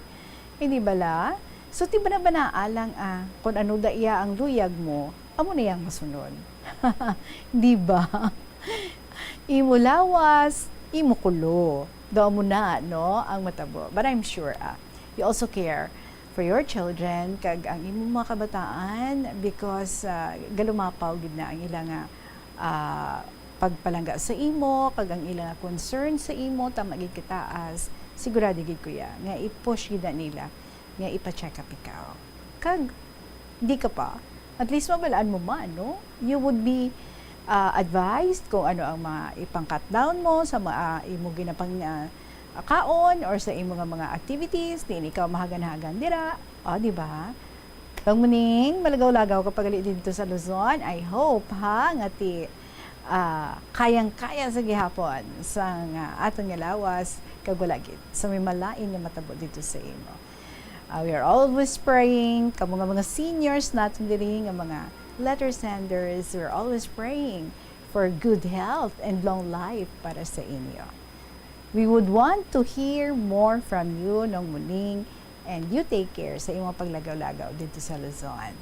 Maraming salamat. 53 minutes after 2 o'clock, magabalik ang KLP pagkatapos lang sa pinaka-importante ng mga pahibalo. Tanan kita mayara sang bulig agud pakibatuan ang climate change. Magamit sang bag nga pwede magamit sang liwat-liwat agud mabuhinan ang plastic bag nga ginahaboy. Bangod dinhi nagatugas ang greenhouse gases. Ikaduha, hindi masumi magamit sang computer. Kung 4 ka oras lamang sa isa ka adlaw ang imo nga paggamit sang computer, makabuhing ka na sang carbon dioxide emission nga 83%. Ikatatlo, kung malapit man ang imo nga kaladtuan, mas maayo nga maglakat o kung magsakay na lang sa bike. Magluwas sa makakinot ka na, mabuhinan pang polusyon nga nagatugas ang climate change. Yari ang mga tips nga dapat mo tandaan para mangin safe kag healthy ang pagkaon sa imong pamilya. Maglikaw sa tuman ka matambok, maasin, kag matamis nga mga pagkaon. Basahon sa maayo ang label sa mga balaklon kag i-check gid ang ilang nga expiration date. I-check sang maayo ang ginabakal nga karne kag isda agud makalikaw sa diarrhea kag food poisoning. Likawan naman nga magbakal sa mga unlabeled kag ginrepack nga mga pagkaon. Kung ginrepack gid man ini nga mga pagkaon, kinahanglan nga mayara sa gihapon ini sang husto nga label information. Ini nga pahanumdom ang ginadulong sa imo sang the #1 and most trusted radio network in the country, Bombo Radio Philippines. Basta Radio Bombo! May kilala ka bala nga mga bata nga mahilig sa video games? Nagausik bala ini sang inoras sa paghampang sang iya ginakaadikan nga games? Isa ka pagtuon sang American Academy of Pediatrics ang nagapahayag ngang sobra-sobra o kun inoras nga pagtiner sa paghampang sang video games ang makadulot sang depresyon, anxiety kag manubo nga grade sa eskwelahan. Suno sa mga eksperto, halos 9% sa kada 3,000 ka mga elementary students sa kada pungsod ang makabig pathological o kun addict sa paghampang. Makabig nga pathological o kung addicted ang isa ka estudyante kung nagaapekto na ang paghampang sa iya nga pag-eskwela. Dugang pa sa amo nga pagtuon, ang ka-addict sang isa ka bata makapabudlay sa iya sa pagkontrol sang iya impulse. Kaangot diri, ginpanugyan nga dapat hindi magsobra sa isa ka oras kada adlaw ang gastuhon sang isa ka elementary student. 4 minutes before 3 o'clock, kag bago magtakop ang bulan sang Hunyo, which is Father's Month, kaya nag-Father's Day kita, no? Sa 16. Ba, pagbigyan ta na lang ni ang iyan ni Lola Amparing. Kaya pang Father's Day pagali ini, masilo-sio, nagkikita sini sa hita ni Lola Amparing. Good afternoon lang kita sa imo, Lola. Ang imong pang Father's Day, ari basahon naton para at least bago magtakop ang bulan sang Hunyo, dan na kita sa imong pang Father's Day nga istorya. So good afternoon gid sa inyo tanan, mga mahuyugon nga mga listeners, sa inyo dira, no, ang akong nga pagpanamyaw sa inyo tanan. My dearest Tita Regine, ang akong kasaysayan karon natuloy sa mahal na mahal ko nga tatay, gingkuha na siya ni Lord sa 1942, pag-breakout sa Second World War, sa edad nga 42 years old. Tita, before ako mag-umpisa, may i-share ako una sa kahirapan, pagtitiis, na naranasan ko noong May 11, 2024, the day before Mother's Day. Tita, almost 2 weeks ang akong struggle bangod sa natabo sa akon sa itong May 11. Mga 3 o'clock sang kaagahon, tita, hinali lang, natumba ako, nga kabudlay magbangon sa uy hala. Masanag man ang kwarto ko, May lang no, May, masanag man ang kwarto ko, kay may suga man sa sagwa sang balay, siguro tita mga 2 meters man lang ang kalayoon sang CR, pero ay ko dayon nakahamboy sa akon nga ginabutangan sang bayo. Kagulpi ako nga natumba. Pag sa kaluoy sa mahal nga Diyos, ang akon ulo wala makatupa sa semento nga salong, kundi ang akon lang lawas. Ay, naku. So abi mo tita, ginahawa ko lang kabangon kay sobra-sobra kasakit. So naginahinay ako kadto sa akon hinablos kag pukawon sila. Gindapit naman ako. Ginpainom sa mainit nga tubig, ginbanyusan ang akong likod, kag maghigda. Siguro almost 4 days yung ginapabangon ako sa hinablos ko, kaya hindi ko masarangan magbangon. Tama, gid kasakit maghulag. Natabo adto Sabado, May 11, kag pagka-Martes, nagpakonsulta ako sa doktor sa Banwa. Ginresitahan man ako sang anong katabletas for pain. Medyo maayo-ayo naman. Pero tita, mga pila naman kaadlaw, nagkadto ako sa salas, kag tita, pagbalik ko, nakatanlog naman ako. Ay, naku. Lola, ang paring. Kag mayo lang, kay nakapungko lang ako sa salong. Kinawag kong apo ko, kaginbangon ako. Kita mo na, no? Kung tigulang ka na, wala ka na sang strength, nagahalong man ako, pero tita, hindi gid malikawan ang disgrasya. So tita, bisan hindi pagid maayong akong kahimtangan, pero ginapilit ko gid magsulat para mabalaan mo, no? Kay ikaw ang naisipan ko ang care, attention, pagpalangga ni tatay sang una kung may sakit ako.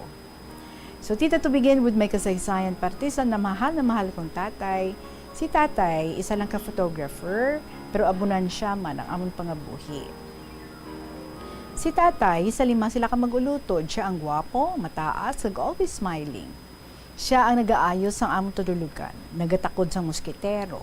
Ready ang habol kag ulunan kag baning. Si nanay, sitting pretty lang. Tuig-tuig nagabata. Panindahan lang. Pero si tatay ang nagadigamo.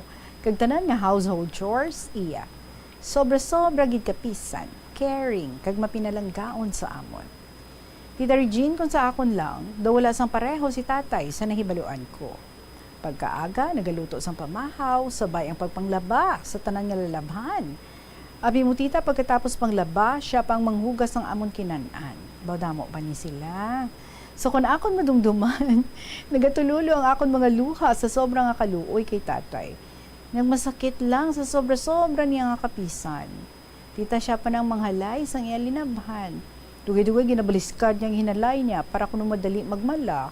Diba mo tita, pagdali na lang magmala, iya hinalay, podayo niya na matipunon kay planchahon naman ang malana nga ginlabhan niya. Ti kung if ever may ginadilian niya kudak o litrato, ti sa sunod naman nga adlaw na siya mamalansya. Abi mo tita, kung din si tatay maggadto, ako permi ang iya ginaupod kay luyag niya nga happy na happy ako permi. Naluoy gid siya magtulok sa akon, nga maniwang, pida sa pagkaon, palasunggod kag palahibi. So bisan ano ang pangayoon ko, ginabakal dayon ni tatay. Kung balon, tig 1 centavo ang iban ko nga utod, pero ang akon 2 centavos. Permi pa ako ni tatay, ginadalo-dalo o agalo-kalukan kung may sakit ako o kung maakig ako. Tita Regine, sa akon lang, daw wala sang pareho ang kapisan ni tatay. Sa kilid sang amon balay, kay sa likod namon, damo saging nga saba nga iyagid gintanom. Abi mo tita, hindi pa maubos ang bulig sang saging nga tulubon, may ara naman nga nagasunod. Wala mo tita, si tatay may hilig sang tinanok, linghod nga saging. Kung magtanok siya, sa isa kasigang nagapapulot siya sang pula nga kalamay, kay amo gidini ang iyang aluyag. Talagsa, no? Kung nagatanok sang luto na nga saging. Sa samtang nga nagatanok sang saging, ginadungan niya man ang magpulot sang pula nga kalamay. Amo gidini ang luyag niya, amon merienda ko na hapon. Napatay lang si tatay, pero wala gid ako kahibalo nga nagapamakol kung may naakigan sa amon.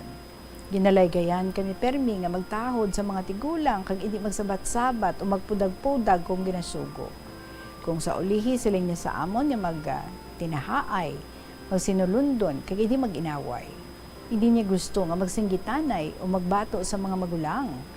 Tudlo niya pa sa amon nga magpalanggaanay, maghirupay, kag magbinuligay. Siling niya papirmi sa amon nga kung wala na siya, patihon kag palanggaon si nanay nga pareho sang pagpalangga niya. Abi mo, tita si tatay smart magbisti-bisti. Permi nagabarong Tagalog kung mangudak sa program, parties o kung may okasyon sa banwa. Very jealous si tatay. Amo na gani nga permi ako ginatagaan kwarta para bantayan si nanay kung magkadto sa sugalan. Bisan seloso pero tama man ka-loving kay nanay kaysa amon. So tita, medyo mahaba na ang sulat ko. Nagatululo na mga luha ko sa pag-atipan, pagpalangga ni tatay sa amon tanan sadto. Ako gid ang nag-caregiver sa iya sang paghigda niya. I love you so much, tatay. Lastly, here's my love, kisses and prayers to all, to my loving tatay. Also sa imo tita and family. May God bless us all. Lola Amparing. Lola Amparing, thank you so much. Gid mo alung-alung ka gid na lola. Ay, nako. Kung do hindi sigurado, kung wala sang may nakaptan, nga pwedeng mo nga pwede ikaw lang, no, nga makahamboy dira, hindi gid ba, halong-halong gid kita, kay kabudlay bala kung ma-fracture. Ay nako, ang iban, mga tigulang kung ma-fracture sila, tinuga ka bedridden na lang, di na sila kalakat. Pero hindi, palayo lang na iya, ha? Lola Amparing, thank you so much, gid. Mga kabombo, nagahulat ng inyong mga paborito, nga mga dramas right after KLP.